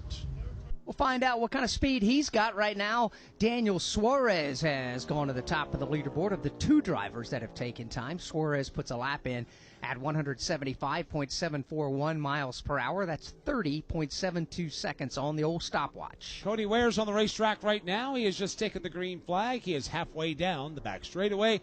Again, don't forget, later this afternoon, NASCAR Xfinity Series racing coming your way on the Motor Racing Network. The Kansas Lottery 3:30 p.m. Eastern Time. We'd like to have you join us for that one. They are in the middle race of the round of 12, and we'll see who has what for the field today as they continue to click off their playoff races. Let's get the thoughts of Ryan Preece with Chris. He's got the red minute Ford Mustang. I asked your crew chief Derek Finley this morning, a minute in the microwave is pretty fast. How quickly can you get this thing up to speed and maybe qualify up front?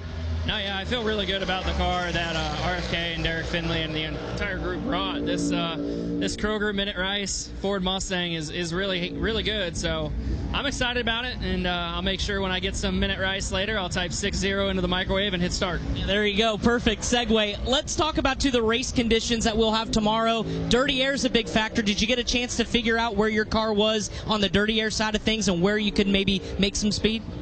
I mean, honestly, the car drove really good, and I felt pretty confident about putting it wherever it needed to be able to maneuver around. So maneuverability is always a big thing for me, and I feel like these boys did a great job bringing that. That's Ryan Priest getting set to climb aboard that Ford Mustang with the Minute Rice on the side. Confident in the race pace for that Ford Mustang here from RFK.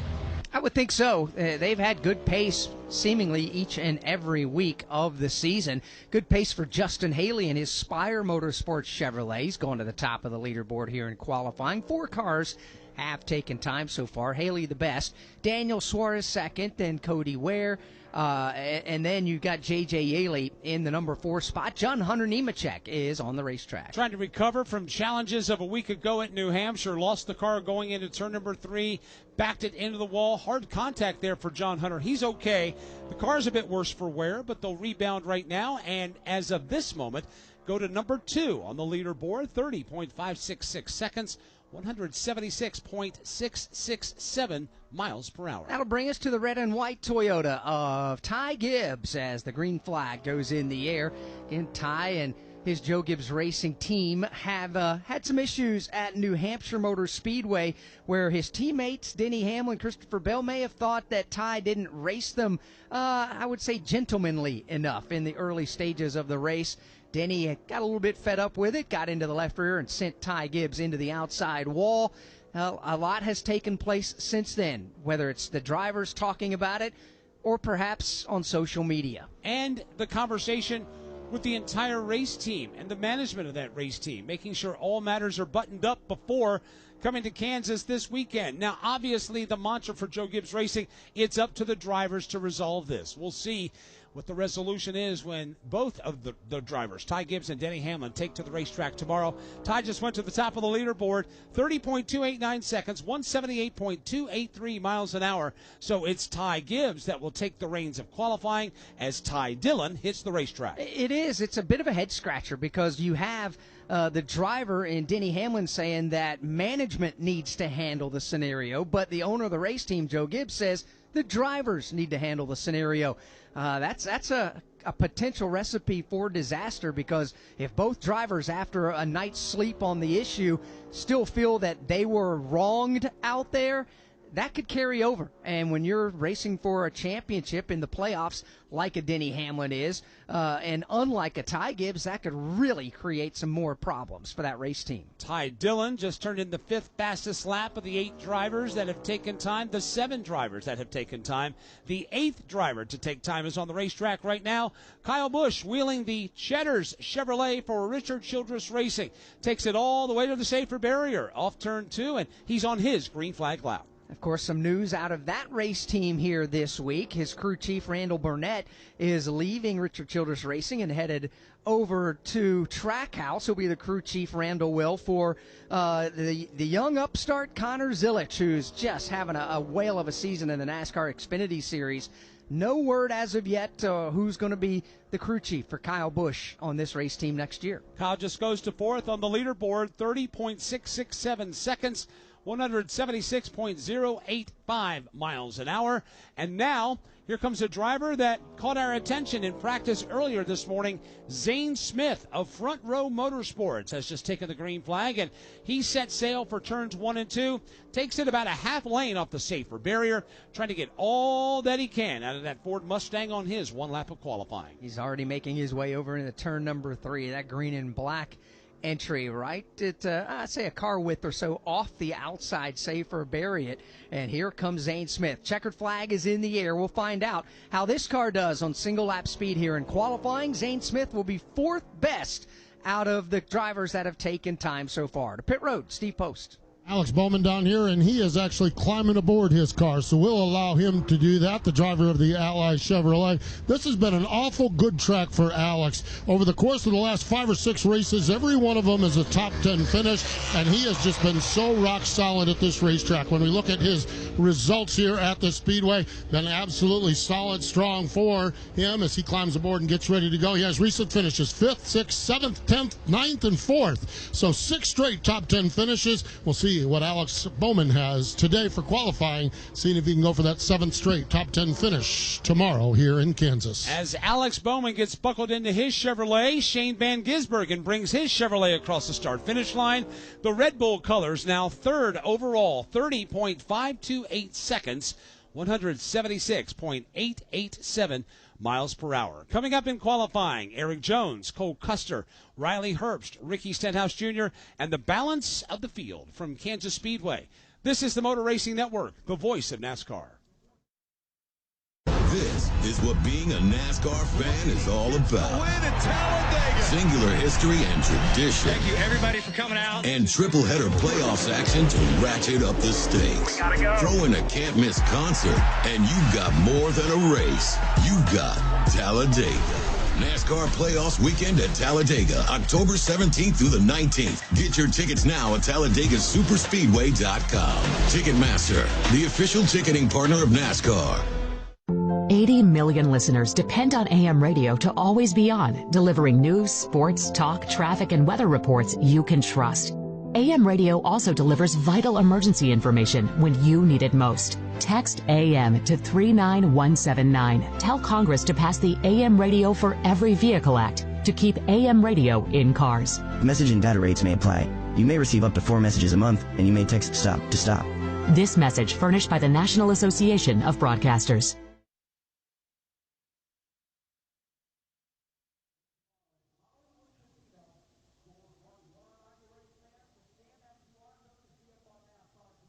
Back at Kansas Speedway, NASCAR Cup Series qualifying underway for the Hollywood Casino 400. One of many drivers queued up, set to go. Carson Hocevar is with Chris. Hey, he's walking down to his Chevrolet for Spire Motorsports. Carson, you won a truck race here in the spring, but now in the Cup car, how was it in practice, and what do you have for him on a single lap speed here in qualifying? Yeah, I think we're pretty good, I think, at least. So, but you don't really 100% know where everybody's at with the rubber and everything. I think we still need quite a bit of work, but I feel like we're in a good starting spot here. And hopefully we can just put together a really good lap and get ourselves a good starting spot with this Delaware Life Chevy, and I think we could be pretty good here. Where were you most comfortable in that 25-minute session? The top, the bottom, or did you kind of like a little bit of both? I moved around a lot, but definitely feel most comfortable on the top. Felt like we struggled in 3 and 4, kind of builds a lot of rubber and excess whatever down there, so I felt like we were on top of the track, but they're trying to dial this car in for me and make me a little bit more comfortable. That's Carson Hocevar getting ready to climb aboard his Chevrolet. 4 straight top 15s coming into this weekend at Kansas. As Eric Jones is on the racetrack getting his qualifying lap in, let's hear from Josh Berry with Steve Post. Okay, as Postman and Josh Berry, Josh is getting ready to climb aboard his race car here in just a couple of moments, so we'll let him do that. Eric Jones now on the speedway. He will take that race car down into turns 1 and 2. The Legacy Motor Club driver out of Byron, Michigan, right up against the outside wall here on a very warm, beautiful day here. Very uncharacteristically warm day here in Kansas City. We started practice earlier this morning, and temperatures were at 82 degrees. Right now we're at 84 with a feels like of 85. Sunny skies, 0% chance of rain today here in Kansas, and that's music to everyone's ears. Eric Jones across the line takes the checkered flag, second on the leaderboard. So 2 Toyotas lead us so far. Ty Gibbs number 1, Eric Jones number 2, 30.314 seconds, 178.136 miles an hour for the 43 car from Legacy Motor Club. On the racetrack right now is Cole Custer. He takes that bright blue, red, and yellow Ford over the turn number 2, the Andes Frozen Custard. And as our former leader, the late, great Barney Hall would say, I believe I'd have a plate of that. Favorite custard flavor for you, Alex? Oh, chocolate. I'm just a straight-up chocolate guy. Todd? Cold, frozen, any of it. Yeah. Put me down for a yes, right? Yes. Put me down for yes. I'm not going to be particular. I'm with Todd on that one. Checkered flag waves for the general across the line. Cole Custer, 6th of the 12 cars that have qualified so far. 30.592, 176.517 miles per hour. And, of course, Alex, one of the stories that broke a few weeks ago, Haas factory team going to make the move back to Chevrolet in 2026. Right now they will finish out this year with full Ford support, trying to maximize their opportunities this year while also looking forward to what awaits them once we drop the checkered flag on this this racing season. Yeah, and that's an interesting scenario because they've gone from a 4-car team of Stewart Haas Racing, this year a 1-car team with Haas Factory Team.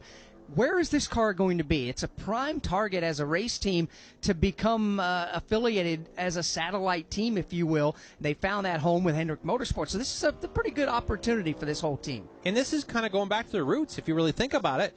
If we want to go back to what the Haas team was back when it was the 0 car, they were a Hendrick kind of affiliate until they made the swap to Ford there in 2016 may have been the 16 to 17 range. So going back to some friendly confines, being a single car team.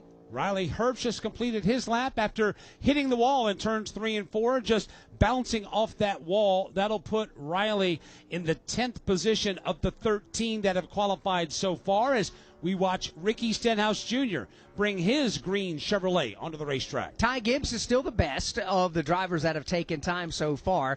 He's got quick time. Eric Jones second, Justin Haley third, Shane Van Gisbergen is fourth. John Hunter Nemechek rounds out the top 5 as here comes Stenhouse, and he'll rearrange things from third on back.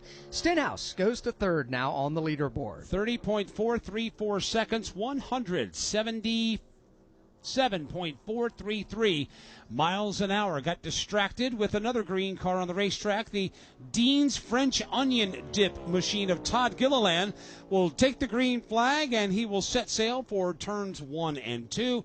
Still to come, Brad Keselowski, Noah Gragson, A.J. Allmendinger, Chris Buescher, Ryan Preece, Alex Bowman, and others. And this is the opportunity with the drivers all having practice. We've had 50 minutes total of practice here today. The majority of the cars ran the outside lane. Todd Gordon, we've heard drivers in our interviews throughout the day say, yeah, the outside lane's always pretty good, but as the track rubbers up, you kind of got to get out of that.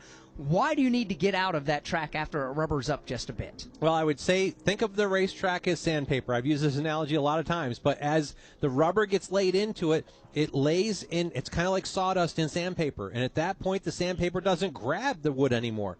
As the rubber gets in the racetrack doesn't grab the tire anymore. So as it rubbers up, it loses grip of the tire, and thus the car goes slower. So as we look at this, as the track rubbers, you want to stay out of the rubber and go forward.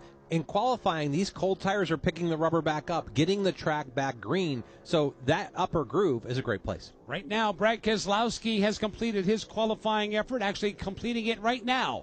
As he comes out of turn number 4, checkered flag is waving at the start-finish line.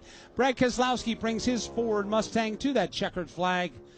12th of the 16 that have taken time so far. Steve Post is with Denny Hamlin. Denny's down here looking at telemetry. Denny, just looking at this, it's pretty incredible the detail we have of telemetry down here. I saw you and Chris Gale, you were gyrating around that the car's doing this and that. Pretty impressive, pretty interesting to look at what this is. What do you look for in watching other drivers' laps? Just seeing how the track's progressing. Obviously, the earlier you go out, the worse it is, and so it's because the track we just got done running on old hot tires on long runs in practice. So essentially the earlier that you are in qualifying, you're just picking up all that old rubber. And so as the session goes on, the track gets cleaner and cleaner, and you're able to carry more and more throttle. So just trying to gauge before I have to go out, probably 10 cars before I actually have to go out, I have to leave the pit box. So I'm trying to get an indication of essentially how much throttle I can run. How did you feel about your race car earlier today in practice? It needed a little bit of work, but it had good speed, all things considered, and didn't have a whole lot of complaints. Small little tweaks here and there, and we're right where we need to be.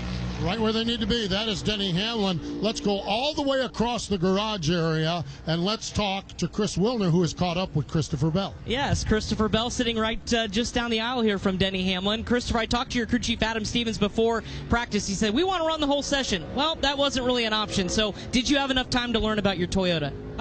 We learned about as much as the rest of them did. It's always makes it difficult whenever you have yellow flags because the tires cool off, so you can't really compare to anybody in the first session. So yeah, just a little bit different conditions there, but it seemed like the cars that we were comparing to, we had pretty good pace. So see if we can't get a good lap here in this Rheem Camry and have an opportunity for some good points tomorrow. Second here in the spring, what kind of notebook did you guys bring this weekend, and how much translates from May to this weekend? Well, normally a lot, but today the pace is completely different than I think we were all anticipating, and certainly than our notes say. So yeah, I don't know. It was a tire change, and it appears that there's quite a bit less grip than what we had when we were here last time. All right, Christopher Bell getting ready to qualify here at Kansas. Happy with the race car. We'll see if it translates, guys, to qualifying. We'll find out how that works out, and we look back at the pole winner from the month of May. It was Kyle Larson, 29.391 second lap, 183.730 miles per hour. Put that into perspective, we are 9/10 of a second off of that, where we sit right now with Ty Gibbs, who is the fastest driver so far in qualifying. Eric Jones is second. Noah Gregson has gone to third. Chris Buescher to fourth. Ricky Stenhouse Jr. fifth. A.J. Allmendinger is sixth. Justin Haley seventh. Todd Gilliland is eighth. Shane Van Gisbergen in ninth. And John Hunter Nemechek is 10th. From Kansas Speedway, this is the Motor Racing Network, the voice of NASCAR.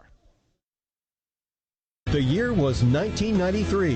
The NASCAR Cup Series season kicked off with the Dale and Dale Show at the Daytona 500. Dale Jarrett's got the lead. He goes to the inside. Earnhardt's not going to get him. Dale Jarrett is going to win the Daytona 500 by STP. Earnhardt second. The 1993 NASCAR Cup Series season. All the highs and lows. Relive them all on MRN's exclusive podcast, The 1993 Season. Available on podcast platforms and MRN.com. NASCAR Live isn't just Tuesday nights. On Thursday, we go wide open with some of the sport's biggest legends. Dover's so good that even concrete couldn't ruin it. And some of NASCAR's rising stars. I don't like getting drove in the back of, and I honestly don't like doing it, but you're not buddy-buddy with everybody, and I've had to learn that. NASCAR Live Wide Open has you covered from the rookie class all the way to the Hall of Fame. Subscribe now wherever you listen to podcasts.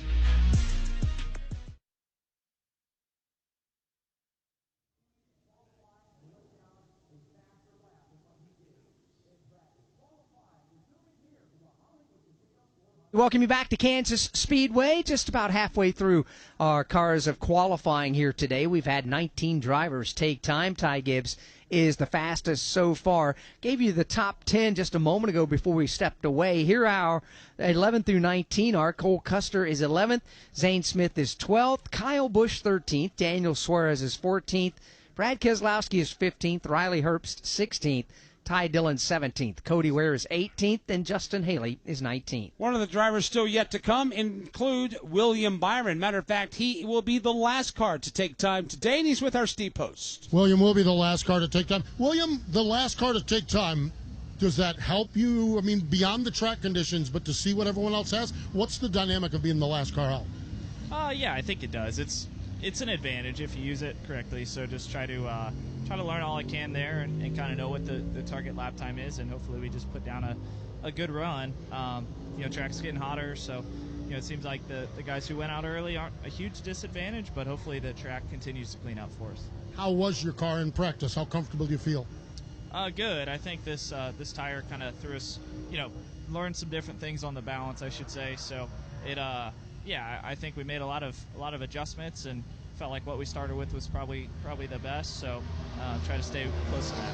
We'll see what happens. That is for sure. That is William Byron. He will be the last driver to take time here this afternoon. Ryan Preece is on the racetrack right now as he begins his qualifying effort. He'll exit turn number 2, keep the car up against the bright white safer barrier, flashes by the Final Cut Steakhouse and the Hollywood Casino on his qualifying lap. Minute race on the quarter panels of that Ford Mustang, as he described earlier. Here comes Ryan out of turn number 4, swings the car wide, then cuts it right all the way to the apron and the white line that separates the racing apron from the grass. And Ryan will score a 6th place starting position so far, 30.438 seconds.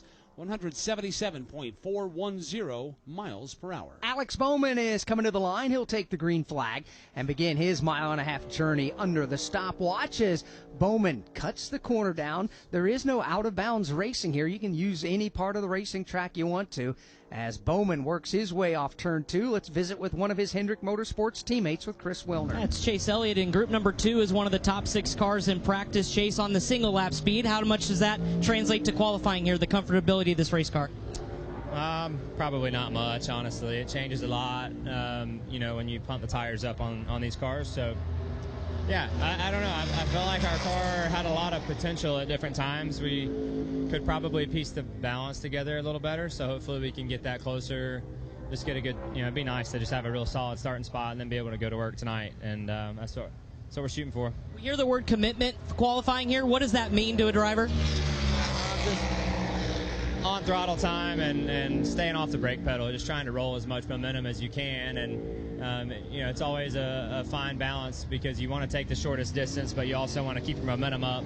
So that's a little bit of a guess, especially with the temperature being as high as it is today. I don't know that we'll be on throttle quite as much as we've been the last couple of trips, so we'll see. Chase Elliott getting ready to qualify, the 2018 winner here at Kansas. Chase Elliott talking about having a better qualifying effort or a better Saturday as Carson Hocevar just goes to the top of the leaderboard, 30.228 seconds, 178.642 miles per hour. A great lap for Carson Hocevar and Spire Motorsports. Alex, Chase Elliott talking about getting better on Saturdays, and obviously that's something that they've prioritized and right now are experiencing, because the better Saturdays you have, more times than not, the better Sundays you're going to have. You're right about that. You got to have a good practice session, which could lead to a good qualifying effort. It's about confidence in your race car, confidence in your team, what kind of race car they brought to the racetrack, and then try to put that together for 400 miles. On the racetrack, qualifying is Austin Dillon. While he does that, let's visit with the driver who won the pole position and the race when we were here back in May. That driver is Kyle Larson. Kyle, you won the pole and the race back in May. How are things comparing today to what you had during that weekend?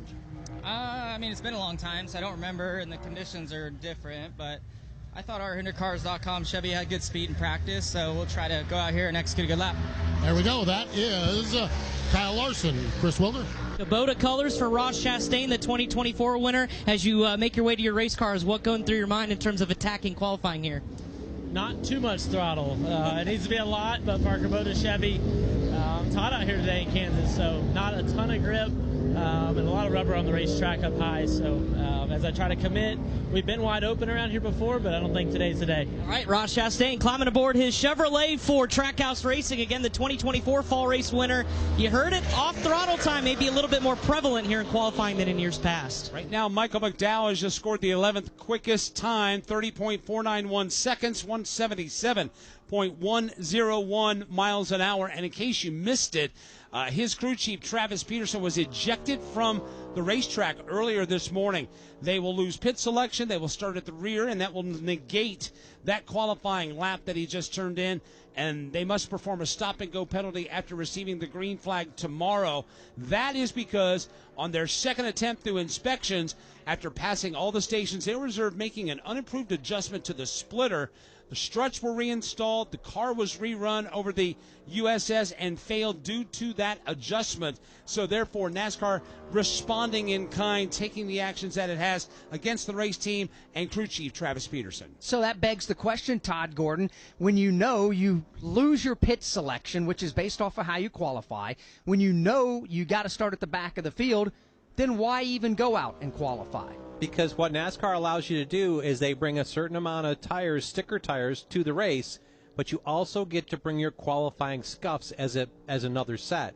If you don't make a qualifying effort, you don't have a set of scuffed tires. They won't let you bring stickers as that extra set, so you need to go actually show a full attempt at qualifying. I've seen cars go really, really slowly and try to do this. NASCAR says, we're not going to let you bring a set of rolled around stickers to the race. You've got to actually make an attempt at it. So they made an attempt here, a decent attempt. They're 13th out of the 26 cars they've gone, about halfway through. That set of tires will come through in case they need them come race time. Bubba Wallace just scored the second quickest lap so far of the session, 30.274 seconds, 178.371 miles per hour. His 2311 Racing teammate Tyler Reddick is on the racetrack right now. Tyler's just taken the green flag, and he's up against the safer barrier, now exits turn 2 and works his way up the backstretch. Tyler Reddick is a former winner here at Kansas Speedway. Let's see what he does in turns 3 and 4.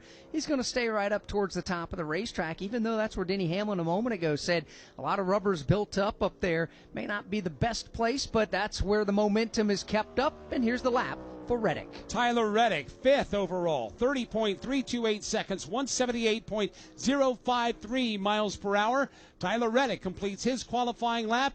Austin Cindric comes out of turn number 4 to take the green for his, and that will leave us Denny Hamlin, Chase Briscoe, Ross Chastain, Kyle Larson, Chase Elliott, Christopher Bell, Joey Logano, William Byron, and Ryan Blaney will not be qualifying after crashing in practice earlier today. And they are going to a backup car for Ryan Blaney. If you're just joining us here on the Motor Racing Network, had a tire failure going off into turn number 2, gave no warning, car got up and into the outside wall, and again, he's okay as the driver, but they are going to a backup car. Down to the line here comes Austin Cindric. That was an eventful exit of turn number 4. The car kicked way wide on him. Hard to tell from our perspective if he got contact with the wall or not. Austin Cindric, 19th of the drivers that have taken time so far.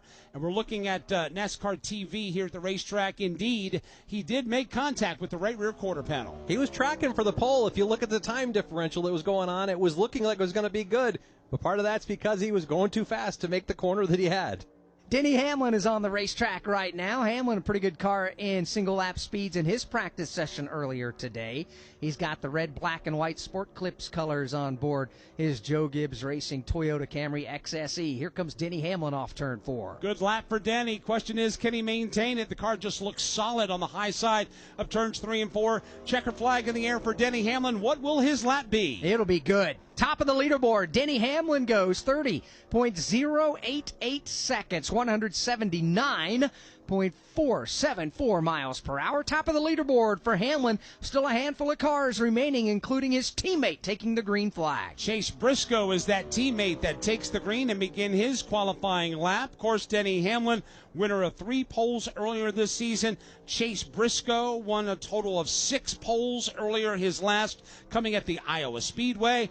They know how to qualify at Joe Gibbs Racing. Right now, a JGR Toyota is on the pole. Let's see what Chase Briscoe can add to the proceedings as he dials up the high lane in 3 and 4. Toyotas occupy 5 of the first 6 positions as we sit in qualifying at the moment. Here's Briscoe down to the line. How does Chase Briscoe do? Chase Briscoe, top of the leaderboard, to the pole, and the first driver sub 30 seconds, 29.987 seconds, 180.078 miles an hour. What a lap for Chase Briscoe. Wow, that was a stout one right there. Yeah, it was. That was one of those kind of laps where you just kind of coast back and tell the rest of the field to get some. What have you got now is Ross Chastain is on the racetrack. He'll exit turn number 2. Bright orange Kubota colors on board for Ross Chastain and his Trackhouse Racing entry. Chastain goes to turns 3 and 4. Only one Chevrolet in the top 7 right now. The rest are Toyotas. Can Ross Chastain jump in and be that second Chevrolet inside of the top, what would be 8 across the line? Yes. He'll go to 6th. 30.292 seconds, 178.265 miles an hour. That's a good qualifying effort for Ross Chastain. And admittedly so, they'll be the first team to tell you that they have struggled in qualifying this season, but it seems as of late they're beginning to turn the corner and they're starting to get some good qualifying results for their race teams, Todd. Yeah, they've done a phenomenal job. They talked about it, the fact that they can't qualify high 20s, low 30s and get stage points. That's what Phil Gould talked about, this being a challenge for them. And come playoff time, they've been a top 10 qualifier. They've done a great job of working on that particular part of their program and turning it into speed. Kyle Larson is on the green flag. Here he comes, just scraping along the wall, not making contact, but getting very close to the outside wall, trying to get all the speed he can out of his Chevrolet Camaro. Not a bad lap for Kyle Larson. 3rd best right now for Larson. It's Chase Briscoe at the top of the leaderboard. Denny Hamlin is 2nd currently. Kyle Larson 3rd. Carson Hocevar is 4th, and Bubba Wallace is 5th. On the racetrack right now, here comes Chase Briscoe. Make that Chase Elliott. Chase Briscoe has just logged the fastest lap. Let's see what the other Chase can do. He takes the green flag, and as the case with everybody, Alex, takes that car right to the top of the racetrack in turns 1 and 2. He's going to leave it there halfway down the back straightaway. Let's see what he does in turns 3 and 4. Still high on the track, about the 3rd lane, if you will. About 3.5 lanes, we'll call it, for Chase Elliott. Not quite grazing that outside safer barrier, but Elliott full throttle back to the start-finish line. Checkered flag is waving. Chase Elliott's qualifying lap is over. He'll be fourth of the drivers that have taken time so far. 30.157 seconds, 179.063 miles per hour for Chase Elliott. Hendrick Motorsports about to wrap up their qualifying effort. Joe Gibbs Racing will wrap up theirs with Christopher Bell, who takes the green flag right now. C. Bell is one of 3 drivers left to get a lap in here in qualifying for the Hollywood Casino 400 before we know the starting lineup for tomorrow's race. Bell rockets down the back straightaway, black, red, and white. Ream colors with Adam Stevens calling the shots on this Toyota as he makes his way through turns 3 and 4. Christopher Bell comes off the corner, a 5-time winner, won at Atlanta, Coda, Phoenix, and the Bristol Motor Speedway, and the All-Star race at North Wilkesboro. Christopher Bell's lap is over. It'll be 5th best for Christopher Bell, and that'll slide him behind his 2 teammates, Chase Briscoe first, Denny Hamlin second, then a couple of Chevrolets from Hendrick Motorsports, 3rd and 4th, and Kyle Larson and Chase Elliott. Now a driver that had challenges in practice earlier today. Joey Logano had a right rear tire go down. He was able to limp it back to the garage. No quarter panel damage, but they have replaced the right rear tire on that Shell Pennzoil Ford Mustang. And right now Joey is up against the outside wall, exiting turn number 2. And Alex, to the human eye, this is not going to be a good qualifying lap for Joey Logano at all. It just visibly looks a little slower than what we've seen here in the last handful of drivers as Logano works his way up off turn 4, leaves plenty of room between himself and the outside wall. Checkered flag is waiting for Joey Logano. Wow.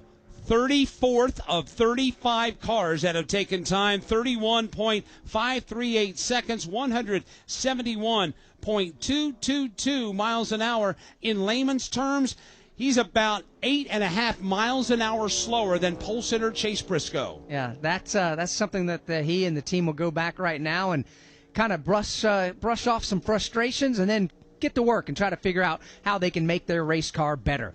Final cars on the racetrack to qualify. It's William Byron, red, white, and blue, Cincinnati colors on board that Chevrolet out of Hendrick Motorsports. It's either going to be Byron or Briscoe on the pole. Here comes William Byron, turn number 4. Checkered flag is waving at the start-finish line. Does William Byron have enough to take the pole away from Chase Briscoe? He does not. Byron will be 11th, and Mr. Qualifier 2025, Chase Briscoe, has won the pole position yet again this season. Briscoe wins pole for the Hollywood Casino 400. Denny Hamlin, Kyle Larson, Chase Elliott, Christopher Bell, the top 5. We'll chat with Buddy Boy in a moment from Kansas Speedway. This is the Motor Racing Network, the voice of NASCAR. One last exhale. Fitting, isn't it? The final shot at the Championship 4 comes down to a track that's been here from day one. Martinsville. Close quarters, tight corners, and a fan experience that brings you so close to the action, all of the mayhem will be right at your fingertips. NASCAR Playoffs Weekend at Martinsville Speedway, October 23rd through the 26th. Get your tickets now at martinsvillespeedway.com. Ticketmaster, the official ticketing partner of NASCAR. The thrills of NASCAR racing from over 55 years of Motor Racing Network broadcasts. Bobby Allison brings the race car right down in the middle of the track, crosses the start-finish line, and he will win the 24th annual Daytona 500. Bill Elliott wins the Hooters 500. Alan Kulwicki, 1992 champion. MRN Classic Races. And the whole pack steaming for the finish line. Dale Earnhardt wins a Winston 500. Find all the classic moments on MRN Classic Races on any podcast platform.